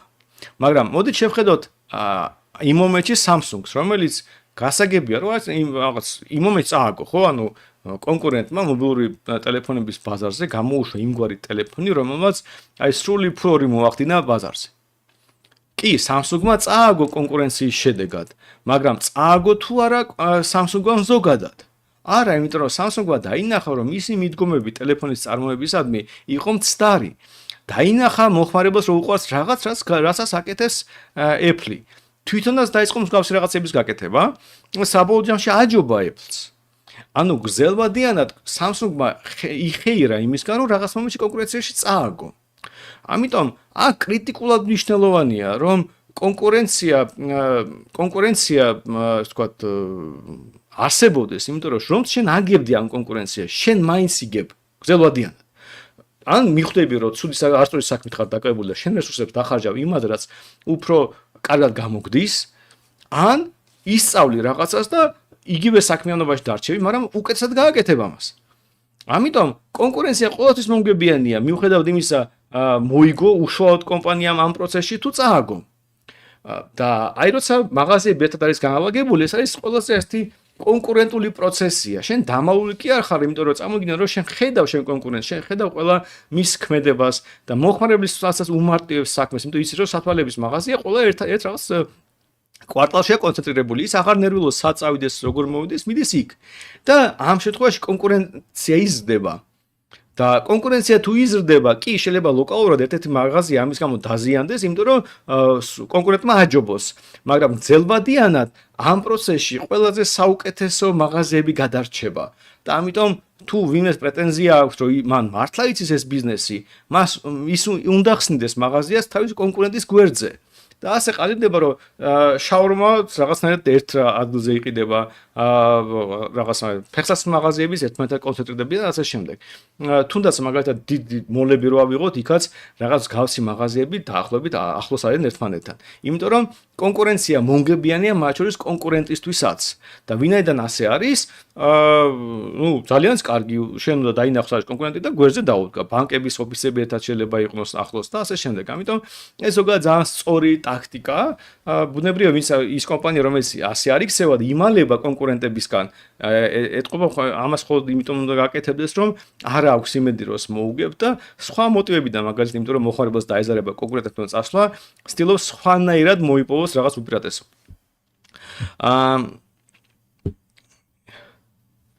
Так, ჩამოვედი. ეს ერთმანეთში ლაპარაკობთ. უი, გადახვდით. უცხოეთის ყველა ქალაქიდან შეიძლება არჩევნების ხმის მიცემა. ტელეფონიდან და შეიძლება ხმის ეს არ ვიცი რაზე საუბრობ ვაკო, უცხოეთის ყველა ქალაქიდან მეგონი არ შეიძლება ხმის მიცემა. სანძო გენიოსი ხარ, არ ამგონია რომ თლა და ასე, მაგრამ მადლობა კაც კარგი შეფასებისთვის. სოციალიზმის სამუდამო დამარცხება შესაძლებელია? მე ეჭვმეპარება, რომ ეს შესაძლებელია ზოგადად სოციალიზმს თუ წამოგია სოციალისტ როგორც ადამიანის შურის გამოვლინებას. ეხლა კითხვა იარსებებენ თუ არა შურიანი ადამიანები, ძალიან ესეთი ტრივიალური პასუხი აქვს, რაც ცხადია. ყველას გვაქვს ხოლმე გოს და მე შეიძლება ვიღაცა შემშურდეს. ძალიან ბუნებრივი ემოციაა და რაღაც ეტაპზე სხვის მიმართ შური შეიძლება იყოს ბიოლოგიურად ძალიან გასაგების და გამართლებული, იმიტომ რომ ვიღაცას უბიძგებდეს რაღაც გააკეთოს, ხო? ნუ ხა შენ შეიძლება ბოროტის საქმე ჩაიდინო, ანუ რაღაც დააზიანო და ამ შემთხვევაში ბოროტად რო იქცევია, აი ეს არის სოციალიზმის წყარო და ზოგ შემთხვევაში რო შეგშურდა რომ ვიღაცას კარგი მანქანა აქვს, ამიტომ წახვიდე რაღაც ისწავლო, მეტი იმუშაო და შემდეგ. ამიტომ თავისთავად ძალიან ბუნებრივი ემოციაა. რომელსაც ახლა ვერ ვერტყვის რომ აარსოს არავის არ შურდაო. რაღაცა შურის ემოცია ადამიანს უჩნდება. ამიტომ სოციალიზმი კიდე ამაზე პარაზიტირებს. ოღონდ ბოროტად პარაზიტირებს. ანუ სიამდვილეში ადამიანებს ეუბნება რომ შენ რო შურის გზნობა გაგიჩნდა, შენ კი არ ხარ პრობლემა, შენ კი არ ხარ დამნაშავე, რაღაც არ გაქვს. ეს სამყაროა დამნაშავე. და ამიტომ მარტივ პასუხს აძლევს ამ შურის დასაკმაყოფილებლად და გარდაქმნის ამ შურს ძალადობაში და აგრესიაში და ასე შემდეგ.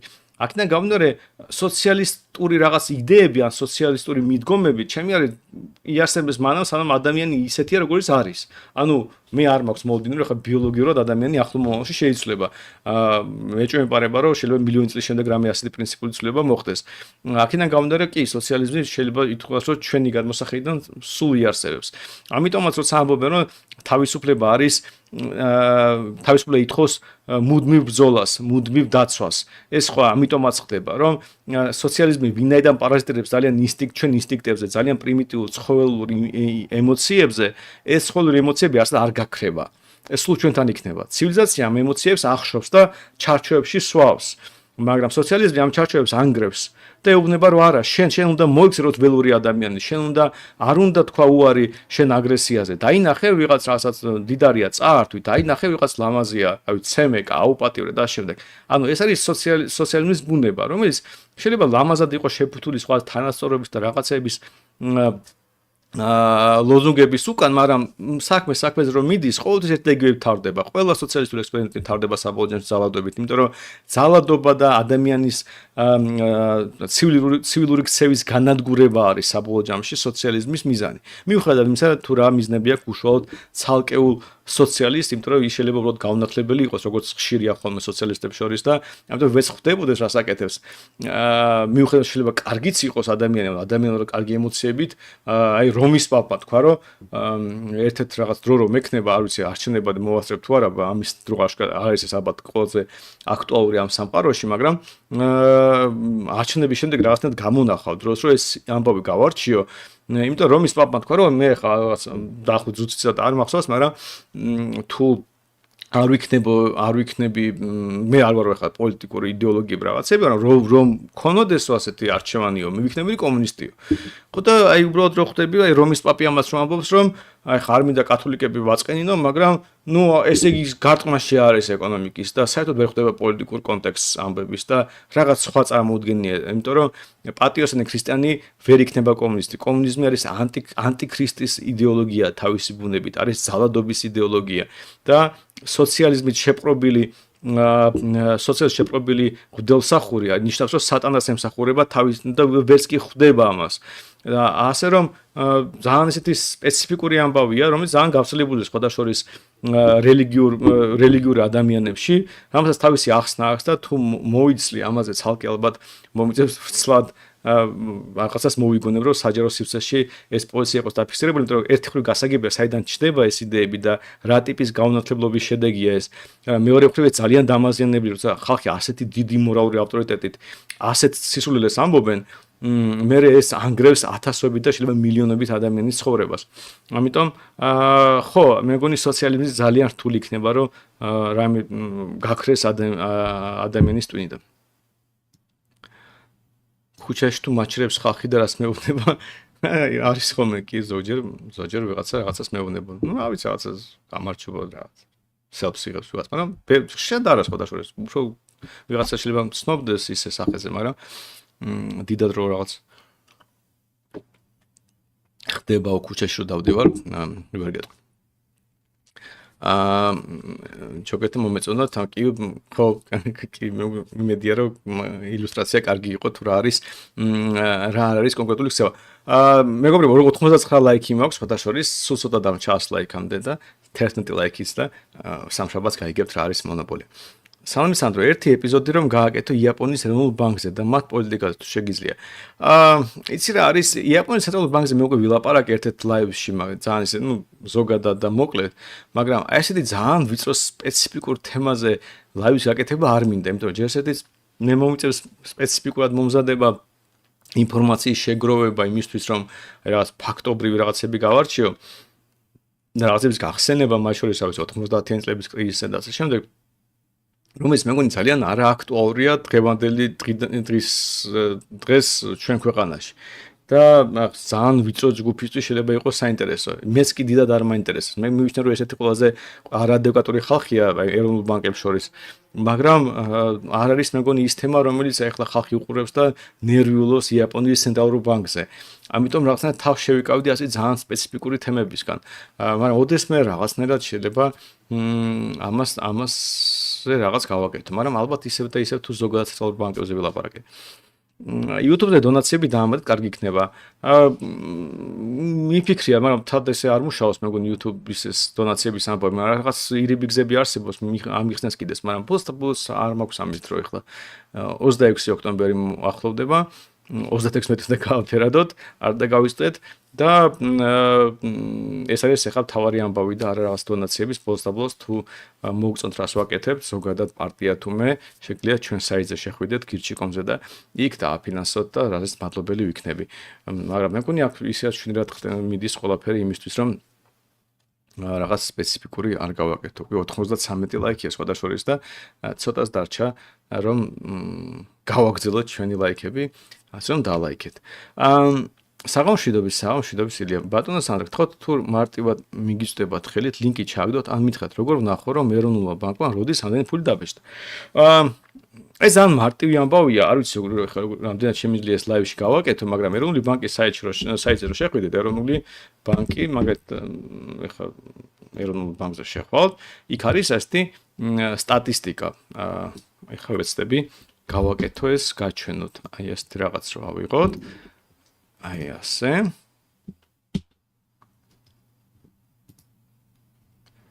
ერთ წამს და მე ვეცდე როგორ გავაკეთო, ამდა გავაკეთო რაღაც ასეთი რაღაცა, ხა?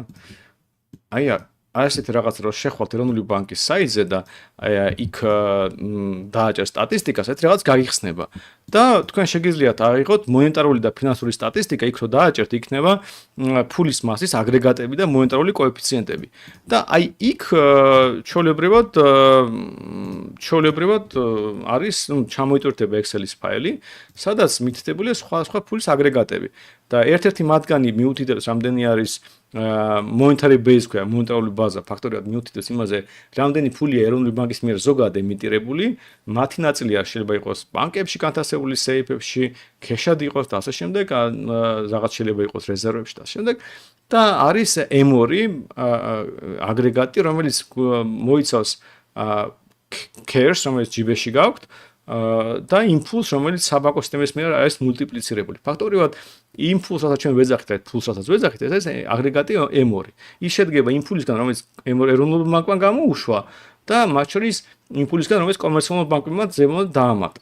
და უბრალოდ ეროვნულ ბანკმა რაც ფული გამოუშვა, ის ყველა ფული ბრუნვაში არის, ანუ რაღაც ნაწილი სადღაც შეიძლება ინახებოდეს პირობითად და არ გამოვიდეს ეკონომიკაში. ამიტომ მარტივად რო წამოვიდგინოთ, M2 იქნება ის, რაც ზოგადად ეკონომიკაში არის და მაგრამ რადგან ეს M2-ის დინამიკა არის ეროვნული ბანკის პოლიტიკის შედეგი, არა მარტო უშუალო ფულის ბეჭდის, არამედ იმისაც, რომ თუ რამდენად კომერციული ბანკები ახდენენ ამ ფულის გამრავლებას ეკონომიკაში და ამასაც ეროვნული ბანკი აკონტროლებს, თქვენ შეიძლება სიმარტივისთვის წამოვიგეთ, რომ M2-ის ზრდა არის ფულის ბეჭდის, ასე ვთქვათ, ანალოგი.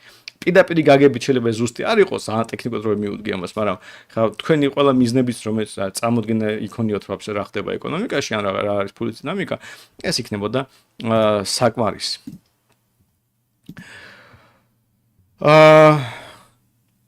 ხო.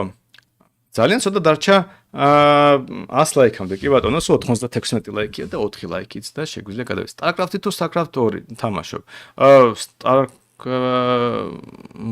2-ს თამაშობ, ხო, StarCraft 1 რა ვიცი. უშუალოდ 96 ლაიქი იყო და 95 გახდა, ვიღაცას არ მოეწონა რა, StarCraft-ი არ მოგეწონა თუ რა ხდება. Lineage თუ გითამაში, არ მითამაშია. ძალიან კარგად არის ვაჭრობის სისტემა დალაგებული. ნივთები შენ გეკუთვნის, შეგიძლია გაცვალო აუქციონზე.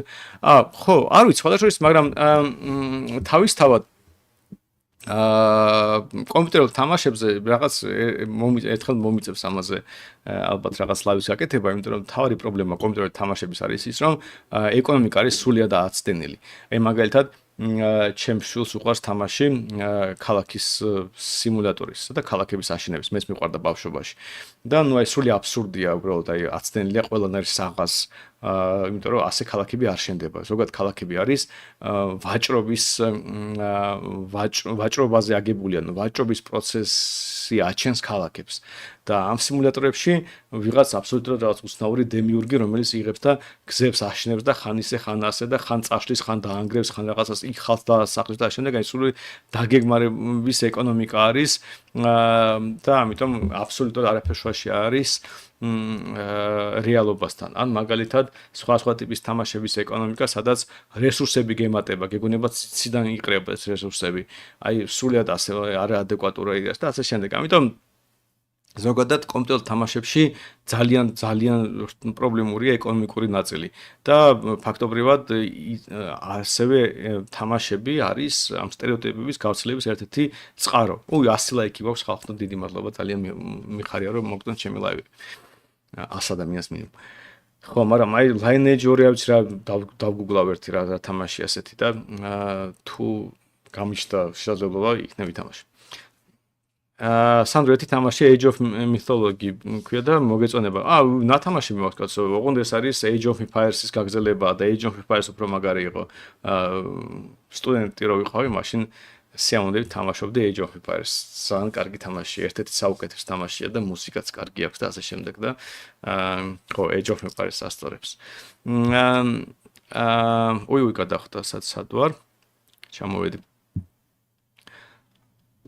გაუპატრება და სოციალიზმი რა კავშირშია? ძალიან პირდაპირ კავშირშია. შინაარსობრივად სოციალიზმი როგორ არის აწყობილი? ჩვენ ადამიანები ცივილიზაციას რო ვაწყობთ, ცივილიზაცია თავისი ბუნებით არის ჩვენი ცხოველური ინსტინქტების შებოჭვის პროცესი. აი მიდის მამაკაცი ქუჩაში, ხედავს ლამაზ ქალს. ბუნებრივად მას უჩნდება ამ ქალთან სექსის სურვილი. და თუ მას აქვს ასე ვთქვათ, ძალა, ფიზიკური ძალა ეს განახორციელოს, ბუნებრივი ინსტინქტი იქნებოდა, აი ველურ გარემოში ეს ხალი გააუპატივროს. აი ეს ძალიან გავრცელებული, როგორც მაგალითად ცხოველებში ხდება ხოლმე. მაგრამ ადამიანურ საზოგადოებაში ყალიბდება უამრავი სხვა ტიპის ქცევის წესი, რომელიც ამის პრევენციას აკეთებს. ანუ მაგალითად შენ არ შეგიძლია უბრალოდ ასე მივარდე და გააუპატირო ხალი, შენ უნდა ვიცი რაღაც გამარჯობა უთხრა, ყვავილები აჩუქო, თუ გითხრა უარი უნდა წახვიდე და ანუ რაღაც ტიპის პროცესებია და ტრადიციები ჩამოყალიბები, რომელიც გვეხმარება რომ აი ეს ცხოველური ინსტინქტი არ გაცოცხლდეს და ასე ვთქვათ შევბოჭოთ. და ზოგადად ჩვენ იმ საზოგადოებას ასეთი ტიპის შებოჭვები ბევრია, ვეძახით ცივილიზებულ საზოგადოებას. და ასეთი შებოჭვები პირველ რიგში ვრცელდება აი ესეთ რაღაცა სხვის საკუთრებას. და რო ვხედავთ რომ სხვისი მანქანა, შენ არ გაქვს უფლება აიყიდო ჩაჯდე და წაიღო ეს მანქანა. ანუ წარმოიდგინეთ რომ ჩვენ ვამბობთ რომ არის ბუნებრივი ინსტინქტი გეუბნება რომ რაღაც კარგი ნახე და აიღე და წაიღე. მით უმეტეს თუ ძალა გაქვს ეს გააკეთო, მაგრამ ცივილიზებული წესი კი გეუბნება რომ არა, შენ ამის უფლება არ გაქვს, ნუ წახვიდე იმუშაო, რაღაც ფული დააგროვო, იპოვო ამ მანქანის მფლობელი, მიხვიდე მას, შესთავაზო ფული და გაცვალო. შეიძლება ის დაგადა. თუ გვეტყვის უარი უნდა წახვიდე. როგორც იგივე ქალების შემთხვევაში არის. და სოციალისტები მოდიან და გეუბნებიან რომ არა, შენი ეს ბუნებრივი, შენი ეს ბოღმა დაგროვებული, შენი ეს შური დაგროვებული, ეს უნდა გამოუშვა, იმიტომ რომ ეს სამყარო არასამართლიანი. შენ კი არ ხარ თქვა უნიჭო ან ზარმაცი ან რა ვიცი, რის გამოც შენ ვერ დააგროვე ფული. შენ კი არ გაქვს თქვა იუმორის ნობა საკმარის რომ მაგალითად ეს ამ გოგოს მოაწონა თავი და საბოლოო ჯამში კონდეს მასთან სექსი. არამედ აი უბრალოდ სამყარო არასამართლიანი, თორე შენ რა თქმა უნდა იმსახურებს სექსსაც და მანქანასაც.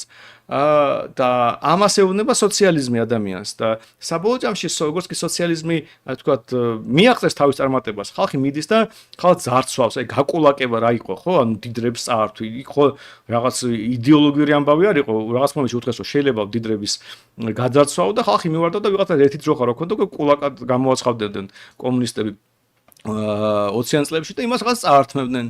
და იგივე იყო ქალებზე, ქალების გაუპატიურება ერთ-ერთი ყველაზე გავრცელებული ამბავია ზოგადად აი ეს რაღაც დაპყრობების მომენტში, აი საბჭოთა ჯარმა რაც გერმანიის ქალებს გაუკეთა, ეს ერთ-ერთი ძალიან ცნობილი და ძალიან იშვიათად განხილვის თემა რო ხდება, ისეთი საკითხია, მაგრამ მასობრივი გაუპატიურება მოხდა გერმანული ქალების, როცა საბჭოთა ჯარი შევიდა გერმანიაში მეორე მსოფლიო ომის დროს.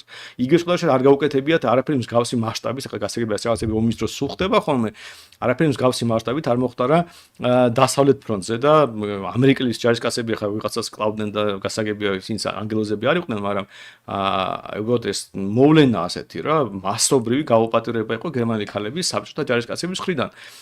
საიდან ხდება ეს? იქიდან რომ მონგრეულია მორალური ესეთი ბარიერები, რომელიც ადამიანს ეუბნება რომ არ შეიძლება. კი შენ ძალის უპირატესობას რო კი ავტომატი გიჭერია და შენ ახლა ამ ქალის გაუპატიურება რა თქმა უნდა შეგიძლია, იმიტომ რომ ის გაქვს უპირატესობა, მაგრამ არ უნდა მოიქცე ეს ცუდია, ჯოჯოხეთში მოხდები და ამ შემდეგ. აი ეს მორალური ბარიერები რო ჩახსნილი აქვს ადამიანს, მაშინ ის რა თქმა უნდა ამ ქალს გააუპატიურებს. და იგივე ვიღაცას გაძარცვავს, ვიღაცას მოკლავს. აი ეს არის სოციალიზმის თავისი ბუნებით. სოციალიზმი არის ჩვენი მორალური ბარიერების დანგრევის იდეოლოგია და რაც უფრო წარმატებულია სოციალიზმი, მით უფრო ველურები ხდებით და მით უფრო არაადამიანები ხდებით, ცხოველებს ვემსგავსებით და ამიტომ ჩვენი საქციელით მსგავსი ხდება. ეს არის სოციალიზმის ბუნება ზოგადად. და ამიტომაც არის სოციალიზმი ძალიან გავრცელებული და ამიტომაც არის რომ როცა მღვდელმსახურების სოციალისტები არიან, ისინი შეიძლება კეთილი ხალხი იყვნენ და მაგას ვერ დააბრალენ, მაგრამ მათი უცოდინრობის შედეგად ისინი სატანას ემსახურებიან. და რომის პაპმაც ფაქტობრივად ისეთი რაღაც თქვა, რაც არ შეეფერება არც ერთ პატრიოტს ან ქრისტიანს და ისევ მისი გაუნათლებლობის ამბავი იქნება, რომ უბრალოდ არ ესმის ეკონომიკა. ის შეიძლება იყოს ძალიან მაგარი რაღაც სხვადასხვა რაღაც ფილოლოგიაში ან რაღაც სხვა დარგებში. შეიძლება ძალიან კეთილი ადამიანი იყოს, მე არ ვიცნობ პირადად რომის პაპს მოგეხსენებათ, მაგრამ მე არ მინდა ეხლა დაუშვა რომ ის რაღაცნაირად ბროტი ადამიანია თავისი ბუნებით, მაგრამ ცალსახაა რომ მას შეცდომა დაუშვა. უბრალოდ არ იცის და რომ არ იცის ამის გამო ასეთ რაღაცას ამბობს. და ეს პირველი შემთხვევა არის. არც კათოლიკე ეკლესიის შემთხვევაში არც სხვა ეკლესიების, მათ შორის ჩვენი ღვთისმსახურები ძალიან ხშირად ასეთ რაღაცას ამბობენ და ამიტომ ჩემი აზრით კრიტიკულად მნიშვნელოვანია, რომ რელიგიურ სკოლებში, სემინარიებში ეკონომიკა ისწავლებოდეს. იმიტომ რომ მე ეს ხალხი გამოდის და მორალურ ავტორიტეტს წარმოადგენენ საზოგადოებისთვის და თუ ისინი მიუხედავად მათი შეიძლება კეთილი განზრახვისა ბოროტ ანტიქრისტიანულ იდეებს ავრცელებენ, საბოლოოდ შედეგი იქნება ძალიან დამანგრეველი. უკან რომ დემონი გაიჩნდა ზოგჯერ იმედად დავურავებთ. ხო, საიდან გაჩნდება მე ჩემი თქო ვერ გავაკეთე. მონოპოლის გარეშე ვერ გაიზრდება ბაზრების, ვერც ქვეყნების ეკონომიკები და ზოგადად არ დაიბადება და განხორციელდება ახალი განვითარებული ტექნოლოგიები. მონოპოლები საერთოდ არ არსებობს კაშ. ანუ სინამდვილეში შემდეგ ლაივში თქვენ გაიგებთ რომ მონოპოლები არ არსებობს. ამიტომ ნუ ნერვიულობთ. სანდრო, კერძო სამხედრო კომპანიებზე რა აზრის ხართ? ნუ, რავი, არსებობენ რა Blackwater-ს და რაღაც ესეთები, ზოგი მათგანი ბერად უფრო ძლიერი ვიდრე ჩვენი ჯარი მაგალითად, ჯარის ქვეყნების ჯარების უდიდესი ნაწილი და რაღაც გაგებით, რავი, რატომაც არა. მეტიც ნებისმიერი ანარქო-კაპიტალისტი მოგიყვებათ, რომ კერძო სამხედრო კომპანიებია ის გზა როგორ შეიძლება მთავრობას ის ფუნქციაც კი ჩამოაშოროთ, რომელიც ზოგადად უდიდესი ნაწილი ადამიანების, მათ შორის ლიბერალების დიდი ნაწილი მიიჩნევს სავალდებულოდ ანუ თავდაცვის ფუნქციას, მაგრამ ნუ ჯერ მე მგონი საბოლოო ჯამში ეს ყველა სამხედრო კომპანიები ასე თუ ისე შერწყმული არიან მთავრობასთან და ფაქტორიად მათთან სინქრონში მუშაობენ და არიან დამოუკიდებლები, ამიტომ მათი მარცხა როგორც კერძო კომპანიების წარმოდგენა არ ამგონი რა თლად იქნება მართებული.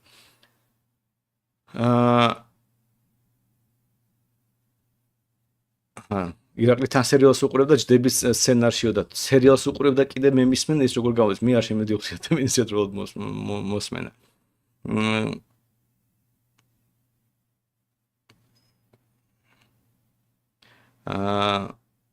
სანდრო, ემორის მასის ზრდაზე რატომ არ საუბრობთ არავინ პარლამენტში ან საპროცენტო განაკვეთის დაწევისკენ ეროვნული ბანკისგან? ეროვნულ ბანკშიც რაც ხდება ფედერალური ბანკის მიერ მართული ტრანზაქციების პროცენტი. აი, კაშ როგორ მეუბნები ამას უბრალოდ? აი, მე როგორ მეუბნები რომ მე არ საუბრობ ფულის მასის ზრდაზე ეროვნულ ბანკზე პარლამენტში. უბრალოდ მე მგონი ჩემს მეტი საერთოდ არ ვილაპარაკოს, მოდი ასე დავიწყოთ.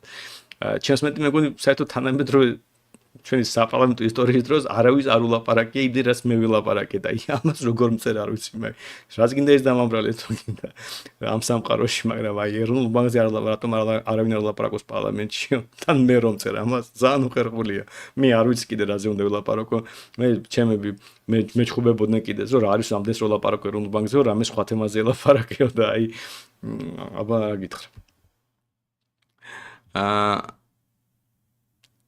так, გადავხვდი სადღაც. აფრიკის კონტინენტი რატომ ვერ ვითარდება? გიჟივით რომ ბრალდებიან რაღაც და მარტო ეგ გაინტერესებთ, ეგ ხომ არა მიზეზი? ან იქნება აფრიკის კონტინენტის თავი პრობლემა არის, რომ აფრიკულ ქვეყნებს ეხმარებიან. ზოგადად საერთაშორისო დახმარება არის ბოროტება.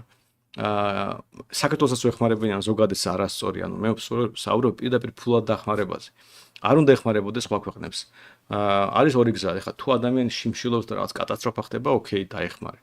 მაგრამ ადამიანი ზოგადად არ შიმშილობს, ანუ კაცობრიობამ დაასრულა შიმშილობის ისტორია დიდი ხანია. თუ ვიღაცა არ ძალადობს, ან ომის შედეგი არის როგორც რუანდაში, ან რა ვიცი, საბჭოთა კავშირში, ან ჩინეთში და ვიღაცა აი მთავრობა არ ძალადობს ხალხზე, ზოგადად ადამიანი არ შიმშილობს, იმიტომ რომ ჩვენ უკვე დიდი ხანია აი რამდენიმე საუკუნე მინიმუმ მივახციეთ ისეთი განვითარების დონეს, რომ უკვე თავისუფალ მდგომარეობაში აღარ იშიმშილეს ადამიანი.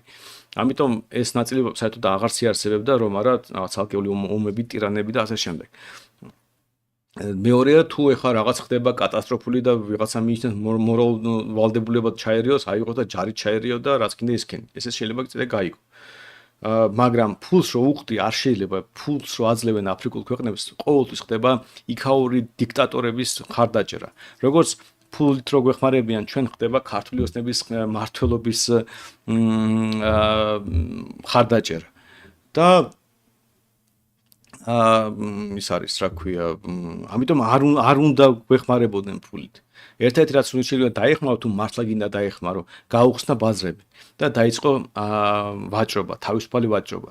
ჩვენ მაგალითად ამერიკის შეერთებულ შტატებთან რო გქონდეს თავისუფალი ვაჭრობა, სრულფასოვანი შეზღუდვების გარეშე თავისუფალი ვაჭრობა, ჩვენ ბევრად უფრო მეც მოვიგებდით, ვიდრე ნებისმიერი დახმარება, რომ შეიძლება ამერიკის მთავრობასგან მივიღოთ. მეტიც ჩვენ შეიძლება რამდენიმე წელიწადში იმდენად დიდი სარგებელი მიგვეღო, რომ მთელი ჩვენი თანამედროვე ისტორიაში დახმარებაც კი ახლოს ვერ მივიდოდა, იმიტომ რომ რამდენიმე მილიარდს რომ რაღაც დახმარება იყო, ეს არაფერშუაში არის, რაც ჩვენ შეიძლება სარგებელი მივიღოთ ამერიკასთან სრულფასოვანი თავისუფალი ვაჭრობით. იგივე სხვა ევროპასთან გვაქვს თავისუფალი ვაჭრობა, მაგრამ შეზღუდვებია ძალიან ბევრი და ძალიან ბევრი რეგულაციები. თვითონ ევროპულ ქვეყნებს აქვს შიგნითაც რეგულაციები. ჩვენ რომ მართლა სრულფასოვანი თავისუფალი ვაჭრობა გქონდეს ევროკავშირთან და ზოგადად სოფლიოსთან, ეს იქნებოდა ყველაზე დიდი დახმარება, რაც შეიძლება ამ ქვეყანას გაუწიოს დანარჩენმა სამყარომ. ამიტომ აფრიკის პრობლემა არის ის, რომ მათ შორის ძალიან ბევრი აფრიკული ქვეყანა არის ჩამოკიდებული დახმარებას. ეს ერთი ნაწილი. და მეორე ძალიან დიდი პრობლემა არის ის, რომ აფრიკულ ქვეყანაში არის გავრცელებული ქრისტიანობა. ანუ ქრისტიანობა როგორც ასე რა თქმა უნდა გავრცელებული, რაღაც მონასტრები და ეხლა ეთიოპიაში ქრისტიანობა პირად უფრო ადრე გავრცელდა ვიდრე ევროპაში და მე ამას არ გულისხმობ რაღაც ტექნიკურად, მაგრამ თვითონ რო გადახედოთ აფრიკულ საზოგადოებებს, დიდი ნაწილი იმ ქვეყნების, რომელიც ახლა არსებობს, საერთოდ მოწყვეტილი არიან რაღაც აი მორალური ფუნდამენტისგან.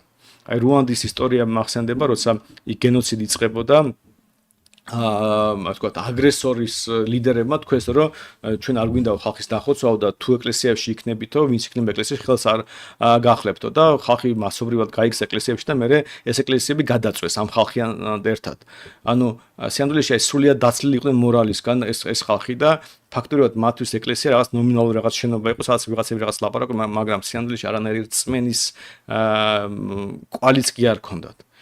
და აქედან გამომდინარე, მე მგონი მთავარი პრობლემა, რომელიც ზოგადად არა მარტო ეს აფრიკულ ქვეყნებს ეხება, არის ის, რომ იქ არ ჩამოყალიბდა ინსტიტუციურად რაღაც ერთი მორალური ავტორიტეტები, რომლებიც მოაგვარებდნენ მათ პრობლემებს და მეტიც ვინაიდან ანუ ეს მორალური ავტორიტეტი ისედაც ბუნებრივად ყალიბდება თუ არ უშლი ამ ხელს, მაგრამ იქ რო რაღაც სხვა დიქტატორები გაჩნდნენ ხელისუფლებაში მოვიდნენ, იმის ნაცვლად რომ დასავლეთს ეთქვა რომ აჰა რაც იქნება გაიკეთებიათ კაცო, ჩემი საქმე არის, მიხედეთ თქვენ თავს, დაიწყეს ამ დიქტატორების დახმარება, ანუ ფაქტობრივად ეხმარებოდნენ ქვეყანას, რომელიც სიღატაკეშია, ის სიღატაკეში, იმიტომ რომ დიქტატორი ყავს და რა ხდებოდა, ის სიღატაკეში რჩებოდა, იმიტომ რომ დიქტატორი ძლიერი იყო და ეს დიქტატურა აი ეს არადამიანური წესრიგი რჩებოდა და ის კიდევ უფრო ანგრევდა იმორალ ინსტიტუტებს, რომელიც ამ ქვეყნებში იყო, იმიტომ რომ ნებისმიერ ტრადიციულ საზოგადოებას აქვს რაღაც თავისი ინსტრუმენტები, როგორ ისხრო შიდობიანად. და ის ტრადიციული აფრიკული ქვეყნებისთვის ტრადიციული ინსტიტუტებიც კი დაინგრა. და საბოლოო ჯამში გამოვიდა, რომ აი ეს დასავლურმა დახმარება, მაგრამ დასავლურმა საბჭოთა კავშირის ეხმარებოდა ჩინეთს და შემდეგ საბოლოო ჯამში ამან განაპირობა ის, რომ ეს დიქტატორები, ანუ საგარეო დახმარება, აი საბოლოო ჯამში, რას შეხედოთ, საბოლოო ჯამში გაამყარა ამ დიქტატორების პოზიციები და მთლიანად გაანადგურა ამ საზოგადოებაში, როგორც ჩვენ საბჭოთა კავშირში გაგვინადგურა მორალური რაღაც ავტორიტეტები ფუნდა ძალიან დაგვაზიანა მორალური კუთხით პირველ რიგში, იმიტომ რომ რაღაც მატერიალური ზიანი არაფერშუაში არის იმასთან, რაც ჩვენ ასე ვთქვათ დავკარგეთ, იმიტომ რომ დავკარგეთ მორალური ავტორიტეტები და ის გზები, როგორ ერთმანეთთან ვითანამშრომლოთ პატივისცემის რაღაც პატივისცემით მივიდეთ ერთმანეთს ასე შემდეგ, აი იგივე მოხდა აფრიკაში ხო ძალიან მასობრივად. და ნუ ერთი რა თქმა უნდა დათქმა უნდა გავაკეთო, რომ აფრიკა ძალიან მრავალფეროვანია და როგორც ქრისტიანობა ხა ეთიოპიაში რაღაც ერთ-ერთი ყველაზე პირველი ქვეყანა იყო, თუ პირველი არა, სადაც გავრცელდა, იგივენაირად ის რა ქვია არ შეიძლება შეადარო სამხრეთ აფრიკა, ეგვიპტეს და ეგვიპტე, კენიას და ასე შემდეგ. ძალიან განსხვავებული ქვეყნებია და სამდროში იქ ლოკალურად კიდე ბევრი სხვა მიზეზი შეიძლება იყოს.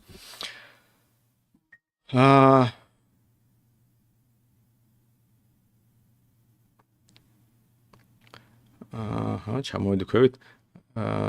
Age of Empires ძალიან კაია, კი, Age of Empires ძალიან კარგი თამაში. Warcraft-ის გაწერილი ლოგიკა კი არა, რეალური ადამიანები ვაჭრობენ ერთმანეთში.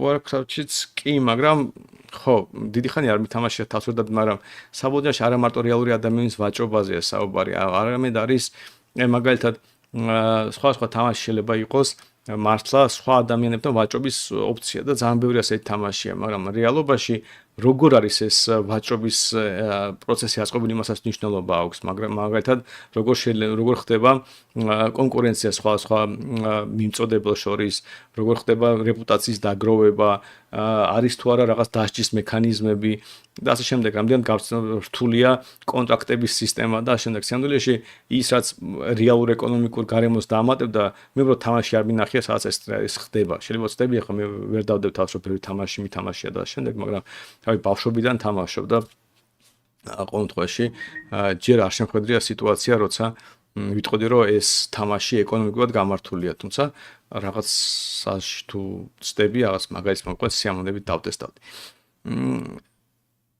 ნეტა როდის გაიგებს ხალხი სოციალიზმის ბოროტებას, მაგრამ რთულად გასაგებია ხალხის უმრავლესობის, რადგან სამწუხაროდ დიდი ნაწილი ჭკვიანი საერთოდ არის.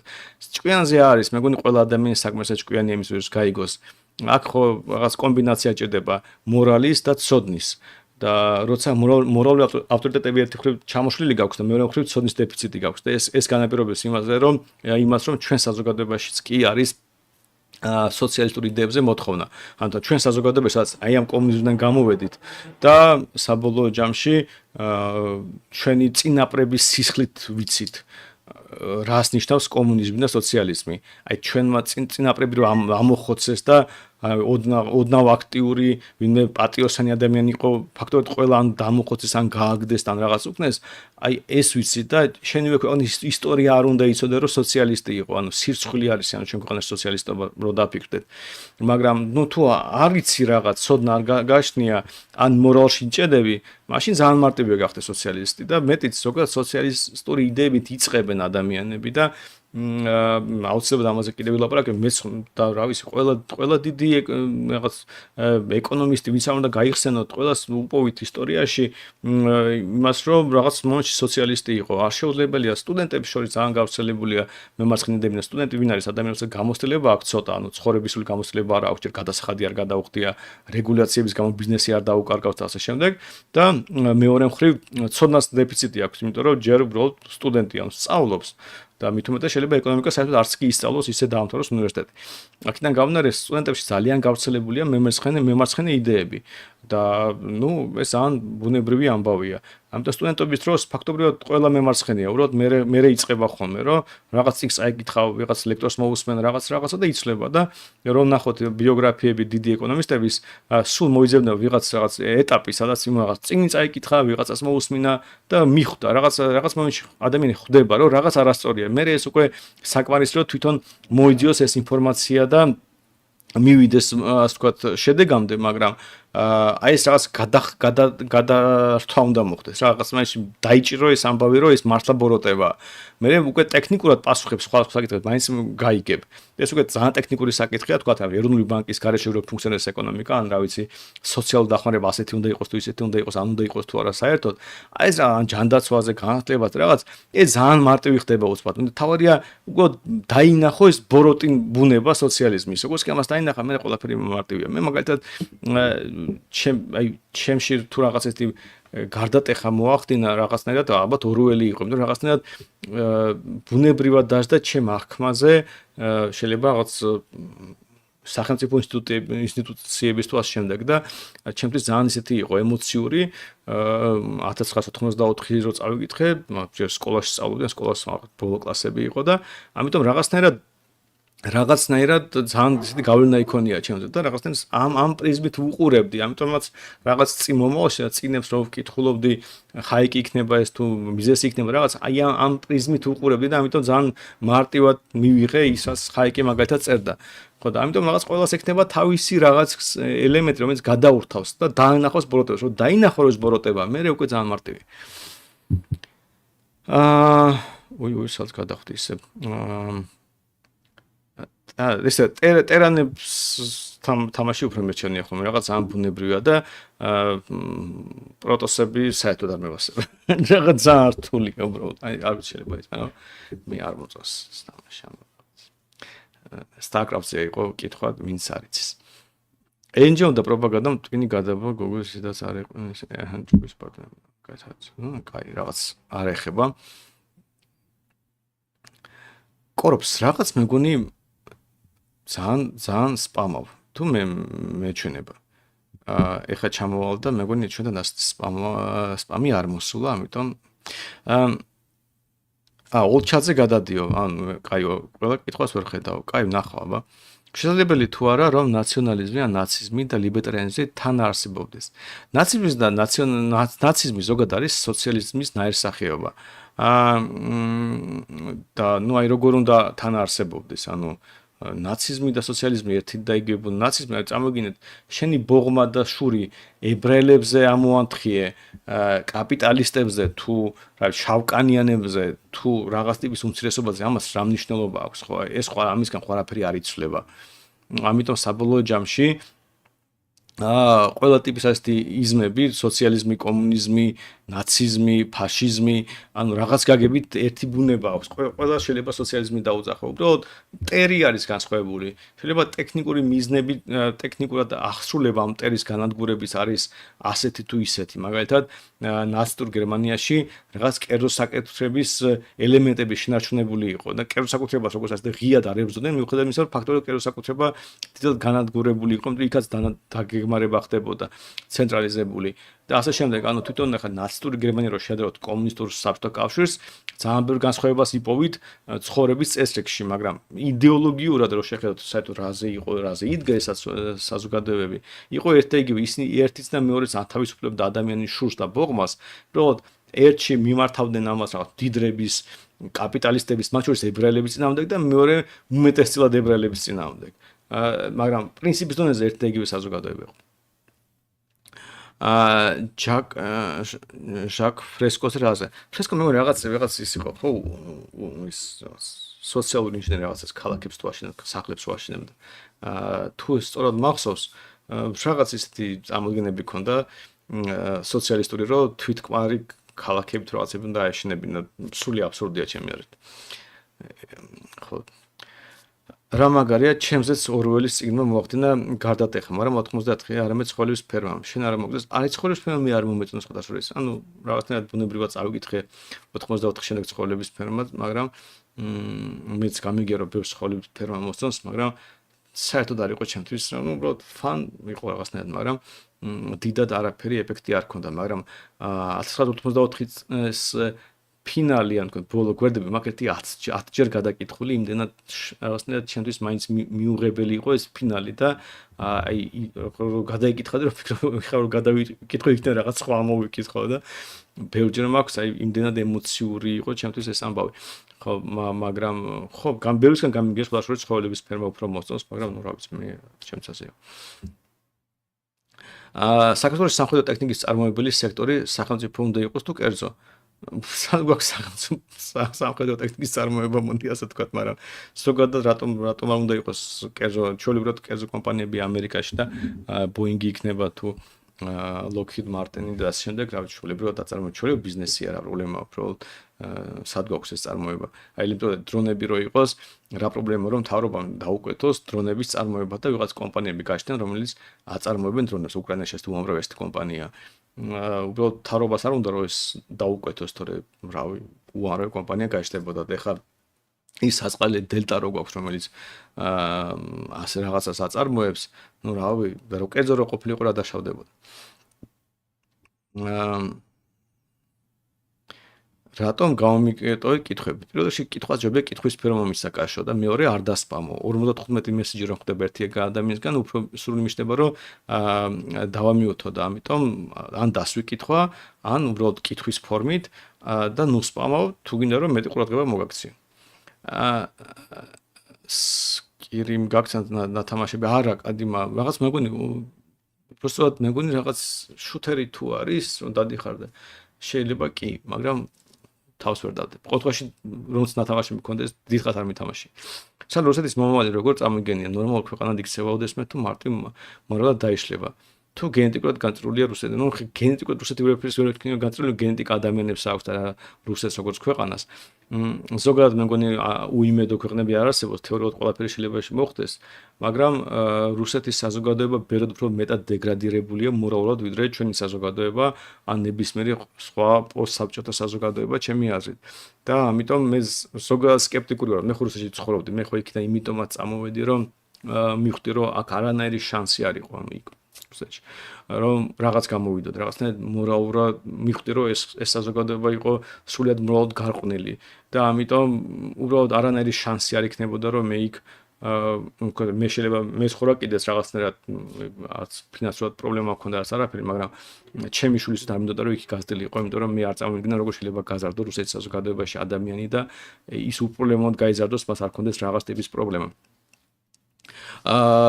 და ამიტომ ხო მე არ მაქვს არანაირი პოზიტიური მოდნი რუსეთის მიმართ. იდეალურ შემთხვევაში თქო უნდა კაითი რომ დაშლილიყო ეს ქვეყანა. ავისი მარტი მამროლება თუ 10 ქვეყნა არ ვიცი, მაგრამ ეს იქნებოდა საუკეთესო გამოსავალი. რაღაც ნაწილს აიღებდა კალინინგრადი დაუბრუნდებოდა გერმანიას, გახდებოდა კიონიგსბერგი, რაღაც ფინეთი დაებრუნებდა, ჩრდილოეთ კავკასიის ქვეყნები, რესპუბლიკები გახდებოდა დამოუკიდებელი ქვეყნებად, ან რამდენიმე დამოუკიდებელი ქვეყანა იქნებოდა. ციმბირის რაღაც ნაწილს ჩინეთის აიღებდა, ყაზახეთის აიღებდა, იაპონია კუნძულებს აიღებდა და ის რაც ზოგადად რუსეთი არის, დაიყოფოდა 3-4 დიდ ქვეყანად და ძალიანაც კარგი იქნებოდა, რავი, მაგრამ ნუ ეს მე არც წარმოვიდგინე როგორ შეიძლება მოხდეს, ან რაღაც პროცესი ხო უნდა იყოს. ესე ხო, ამიტომ ასე. კი ლაპარაკობთ, მაგრამ პირიქით ჩემი და ბევრის აზრია, რომ უნდა გაეზარდოს ფულის მასა და მოდი ამაზე ვისაუბროთ. მოდი ამაზე არ ვისაუბროთ, მე ამაზე ბევრი ვისაუბრე, წინა ლაივებს უყურე და არაადეკვატური იდეაა ჩემი რა ფულის ბეჭდა. ბოროტებაა და გამომდინარეობს მცდარი წარმოდგენების სამყაროზე. ასე რომ, რავი, თუ გინდა ისაუბრე ვისთანაც გინდა კაშო, მე მაქვს ამაზე გაკეთებული 5 ლაივი. ერთ-ერთი ბოლოზე, ერთ-ერთი ლაივზე რომელზეც ამაზე ვსაუბრობდი, ცუდი ხმა იყო და მე სპეციალურად გავიმეორე კიდეც ეს ლაივი. ამიტომ შეგვიძლია უყურო და იქ რაღაცები ისწავლო ასე ვთქვათ, მაგრამ მე მგონი უბრალოდ ადამიანის ფულის ბეჭდას ითხოვს, უბრალოდ გარყმაში არის რა ხდება სამყაროში. ორველის 84-ის ფინალი ჩემთვის ძალიან მიუღებელი იყო, სულ ფიქრობდი რა გამოსავალი შეიძლება ყოფილიყო იმ სიტუაციაში, ვინმე თუ შელებდა საღი გონების შენარჩუნებას. ხო, არა, ნუ რაღაც ისეთი იყო. იდეა გასაგებია, მეც შეიძლება ვირთხების შემეშინდეს რაღაც, ნუ პირობითად ვამბობ რა, მაგრამ და რაღაც შეიძლება ყველაფერი დათმო, მაგრამ ხო რა, მაინც რაღაცნაირად უშვებ, რომ რაღაცები არის რაღაცა იცვლება და ბოლოს და ბოლოს შეიძლება რაღაც გააკეთო, მაგრამ მაინც შეგიძლია გააგრძელო ბრძოლა. ბრძოლა უნდა გაგრძელებულიყო და არ უნდა ყოფილიყო აღიარება იმის რაც მოხდა. ღარიბ ქვეყნებში უფრო მაღალი შობადობა რატომ არის და მდიდარ ქვეყნებში რატომ მცირდება? ონისე, ოჯახის ეკონომიკური ანალიზი ამაზე მაქვს ლაივი არ გამიკეთებია მე ამაზე, არც მახსოვს, მაგრამ ყოველთვის მე დავახოს ქონდა ამაზე პატარა ესეთი ლაივებს ვაკეთებთ YouTube-ზე და ნახეთ, იქ დეტალურად მაქვს აღწერილი, ასევე ჩემ პირად YouTube-ზე მაქვს ოჯახის ეკონომიკური ანალიზზე 2 ლექციასავით ვიდეოდებს და იქაც სწორად ამაზე ლაპარაკობ. ამიტომ ეხლა გაქვთ. ჩვენ სოჭას დავიბრუნებთ. კი ბატონო, სოჭაც ჩვენი იქნებოდა და კიდე რაღაცებს წაგვიჯავდით რუსეთს. თავისთავად გეთანხმები რუსეთის დაშლა, მაგრამ გაასწორებდა. რუს ხალხს ნორმალური მართველი სჭირდებათ, რომ ცოტა აზე მოვიდნენ. არ ამგონია, რომ მართლობაში, ანუ მართველი უშველით, მართლის არარსებობა უფრო უშველით რუს ხალხს, ვიდრე ვინმე წესერი მართველი. ხო, გამარჯვება ევროპის წევრები რამდენ ხანში გონიათ გავხდებით. გამარჯვება ევროპის წევრები რამდენ ხანში გონიათ გავხდებით, რა ვიცი, ჯერ არაფერი არ გვემუქრება. როგორც მინიმუმ 26 ოქტომბერს სწორი არჩევანი უნდა გააკეთოთ, რომ საერთოდ ევროპის წევრობა იყოს რაღაც ოდნავ რეალისტური შესაძლებლობა. ჯერ ისეთ ტრაექტორიაზე ვართ, რომ არაფერი მსგავსი არ გვემუქრება, ამიტომ არ ვიცი. კარგი წიგნია, თუნდაც თავად წერილი სოციალისტი იყო. ნუ არა, თლად ეხლა როგორ შეიძლება, როცა ფაქტორიას საბჭოთა კავშირის საწინააღმდეგო თავარი პამფლეტი დაწერა, ეხლა სოციალისტობას ვერ დააბრალებ, მაგრამ ასეთი ტიპის რაღაც ზოგადად მწერლებში, ფილოსოფოსებში ზოგადად პრობლემა ეკონომიკის ცოდნის და ამიტომაც შეიძლება იპოვოთ ბევრი ისეთი ტიპის გამონათქვამი თუ შეფასებები თუ პოზიციები, რომელიც რომ მცდარია და მეტი არაფერი. შენი პირადი YouTube-ის ლინკი შეგიძლია ჩავიდოთ თუ არა, ეს როგორ კეთდება, ეხლა მაცადე. ჩავაგდებ თუ გამომივიდა კომენტარებში. ჩავაგდე. სანდრო გვიან შემოვიდა სიცხვილიაზე ილაპარაკი სიცხვილიაზე სირცხვილია. არ ვიცი. ნუ მე რა ვიცი, აი მამუკამ დირაზეს ქონდა რაღაც პოსტ დაწერილი და ნუ აი სასაცილო, მართლა სასაცილო პოსტი იყო იმ გაგებით, რომ აი სრულიად ადეკვატურად დაიცინა ეს ხალხი და მე არც კი ვიცი არ ვიცი როგორ შეიძლება ეს გაეკეთებინათ, იმიტომ რომ ანუ აი როგორი პროცესი მიგეტყვით რაშია პრობლემა უბრალოდ აი მე მგონი კოცებსაც კი არის ან თუ დაუშვებ რომ ისინი რა თქმა უნდა დამოკიდებული იმიტომ რომ მე მგონი ეს მოსყიდვის ამბავია საბოლოო ხან და არ იხსნება ასეთი არ ადეკვატურობა და ეხლა გეტყვით რატომ აი წარმოიდგინეთ რომ რაღაც ის არის რეესტრია და გეუბნება დარეგისტრირდიო შენ უცხო ძალის ვიღაც გამტარო. შენ ამბობ რომ არა მე რაღაც არ ვარ გამტარიო. ნუ კაიო და არ რეგისტრირდები. მე რაფერი არ ხდება სამდვილეში. მე ის მოდის და გამოცმებს და ძალით გარეგისტრირებს. ხო და ნუ შენ მაინც დაგარეგისტრირებდნენ რა.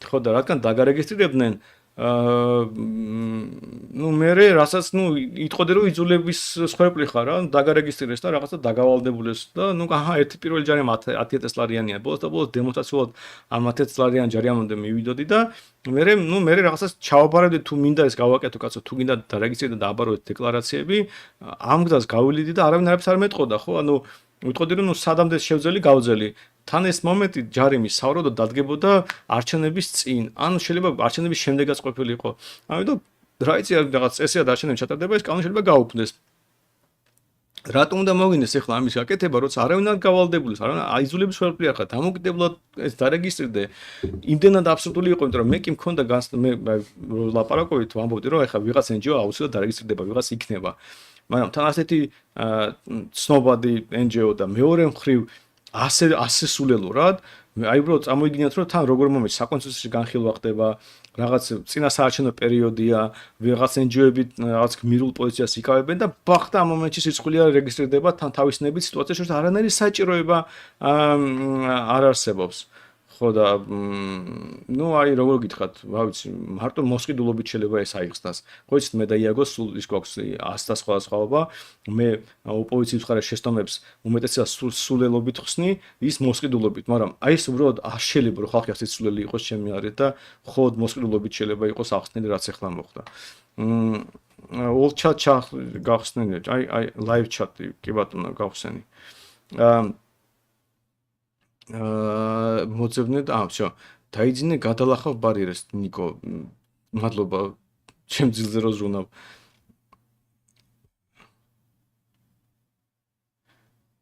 რა უნდა ვქნათ ახლა თქვენი აზრით რომ რაიმე შანსები გაგვიშდეს დაკარგული ტერიტორიების დაბრუნების ჩვენ უნდა წესიერი საზოგადოება ჩამოყალიბდეთ აი უამრავ ბევრი მოქ ამას ნალაპარაკები ხა სწრაფად როგორ გიპასუხოთ მაგრამ დაწყებული იმით რომ შენ უნდა გქონდეს წესიგი რომელსაც აფხაზებს შეშურდება და მოუნდებათ რომ შენაი წესიგი გქონდეს და შენთან ერთად ამ შეკეთება ყველაზე მარტივია შენ უნდა გქონდეს გზები როგორ მოაგვარებ კონფლიქტებს ქართველებსა და აფხაზებს შორის იმიტომ რომ ეს კონფლიქტები მათ შორის უძრავი ქონების ირგვლივ ძალიან სერიოზული ამბავია და ამაზეც ეს სახსნელი გვაქვს როგორ უნდა გავაკეთოთ. შენ უნდა გყავდეს ძლიერი ჯარი, იმიტომ რომ მარტო ძლიერი ჯარი არის მშვიდობის გარანტი. შენ უნდა გყავდეს ძლიერი მეგობრები და კარგი ურთიერთობა შენ პარტნიორებთან, რომ საბოლოო ჯამში ხა რუსეთისგან დაცვა მარტო შეუძლებელია. ეს რაღაც ბევრი ანუ დიდი კომპლექსური ამბავია. შენ ზოგადად ამ მიმართულებით თუ მიდიხარ, შანსი გაქვს. და თუ საწინააღმდეგო მიმართულებით მიდიხარ, ჯარს გაანადგურებ, მეგობრებს ემუქრები და ჩხუბობ და შინ რანაირი წესიგი არ გაქვს ისეთი რომელიც ვინმე შეშურდება და პირიქით შენივე მოსახლეობა გარბის ქვეყნიდან, ნუ რა შანსი უნდა გქონდეს? ანუ აფხაზის გადმოსახედიდან შეხედეთ ამ ამბავს.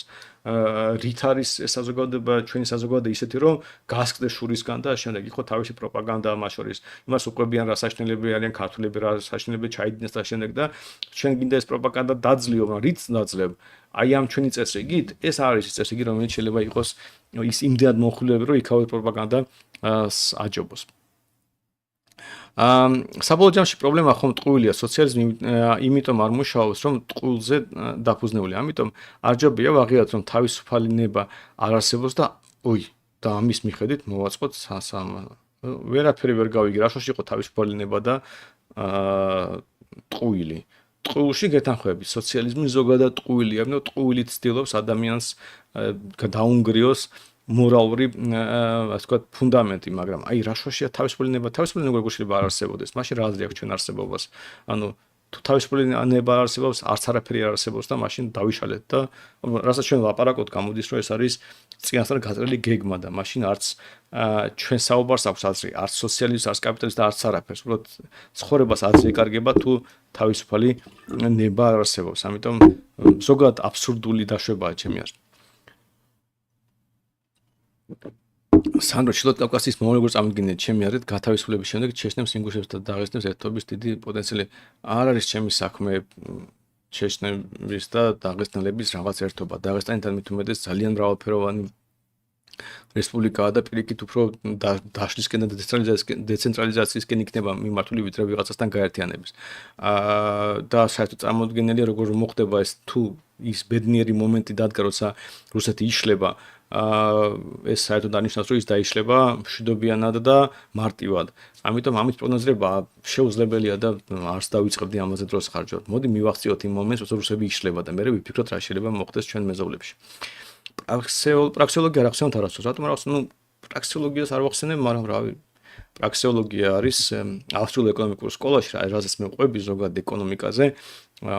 თუ გინდა წაიკითხოთ, რა ვიცი, ავსტრიული ეკონომიკური სკოლა უნდა დაგუგლოთ რა და პრაქსეოლოგია არის მიზეს მიერ შემოტანილი ტერმინი, რომელიც აღწერს ეკონომიკურ თეორიას. ფაქტობრივად, პრაქსეოლოგია არის ეკონომიკური თეორიის რაღაც სინონიმი, რომელიც ავსტრიელებს შორის, ანუ მიზესის მით უმეტეს მინდორებს შორის არის გავრცელებული. ნუ ძალიან ვიწრო გაგების ტერმინია, რომელიც არ ჭირდება მეგონი საშუალო სტატისტიკურ ადამიანს თუ რაღაც სპეციფიკური ცოდნა ის მიღებას არ აპირებს და შემიძლია ვახსენო რა პრობლემა ამ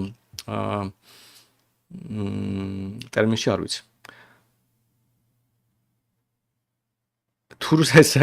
თუ რუსეთი დაიშლება დაგვიცავს ამერიკა დაღესტანისგან თუ არა, ანუ მოდით ისეთი საზოგადოება ვიყავთ, რომ დაღესტანისგან თავის დაცვა შევძლოთ. მით უმეტეს ჩვენი გეოგრაფიული ასე მდგომარეობიდან გამომდინარე, ეხლა დაღესტანისგან თუ ვერ დავიცავით თავი, ცოტა თქონია საქმე. მაგრამ ეხლა რომ ერთ-ერთი ყველაზე სუსტი ქვეყანა ვართ რეგიონში, ეს ვიცით და ამიტომ არ უნდა გვყვიყოთ ყველაზე სუსტი ქვეყანა რეგიონში და უნდა მიხვდეთ ჩვენ თავდაცვას. და ასეთი შიშები აღარ გაგვიჩნდება.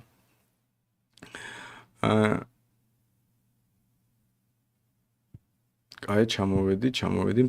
გირჩ რაღაც კაი ერთმანეთში ლაპარაკობთ. კაი. მე მგონი უკვე ფინიშამდე გავედი. შეიძლება რამე გამოჩე, მაგრამ მინდი არ გამოჩე. აბსოლუტურად ვეთანხმები შენი აფხაზეთის დაბრუნების ხედვებს. და ზოგადად მადლობა ასე რომ ზრუნავ ჩვენზე და ჩვენი ცოდნისა და წევა. არაფრის მარი. ზოგადად მე მიხარია თუ მოგწონს და ზოგადად მიხარია თუ მოგწონთ 124 ლაიქი მაქვს ხოთაშორის დიდი მადლობა რომ 124 ადამიანს მოეწონა ჩემი ლაივი. და ხო საბოლოო ჯამში ხო ყველაზე მნიშვნელოვანია რომ რაღაც ჩვენი ცოდნა ერთმანეთს გაუზიაროთ და რაც უფრო მეტნი ვიქნებით ვინც რაღაცნაირად გავსად შეგვიძლიათ შეხვდეთ ჩვენ ქვეყანას და დავინახოთ შესაძლებლობები მით უკეთესი. ამიტომ მე საერთოდ არ მეზარებას ვთქვათ, მაგრამ მინიმუმ სანამ თქვენ მოგწონთ, ასე რომ მადლობა კარგი შეფასებისთვის და მე მგონი დროა ამ შეფასებაზე დავასრულოთ. დიდი მადლობა რომ ჩემთან იყავით, დიდი მადლობა ყველას ვინც მოიწონა, ვინც მოიწონეს მომავალში და არ დაგავიწყეთ ყოველ სამშაბათს და პარასკევს მე მაქვს ლაივი ღამის 12 საათზე, გიყვებით რაღაც სხვა თემებზე, რომელიც ზოგადად ეკონომიკას ეხება, პასუხობთ თქვენ კითხვებს და გრძელდება ეს ყველაფერი სანამ მინიმუმ 100 ადამიანი მოიძებნება ამ ქვეყანაში, ვისაც მოეწონება ეს ჩემი ლაივი. დიდი მადლობა რომ ჩემთან იყავით და შემდეგ შეხვედრამდე.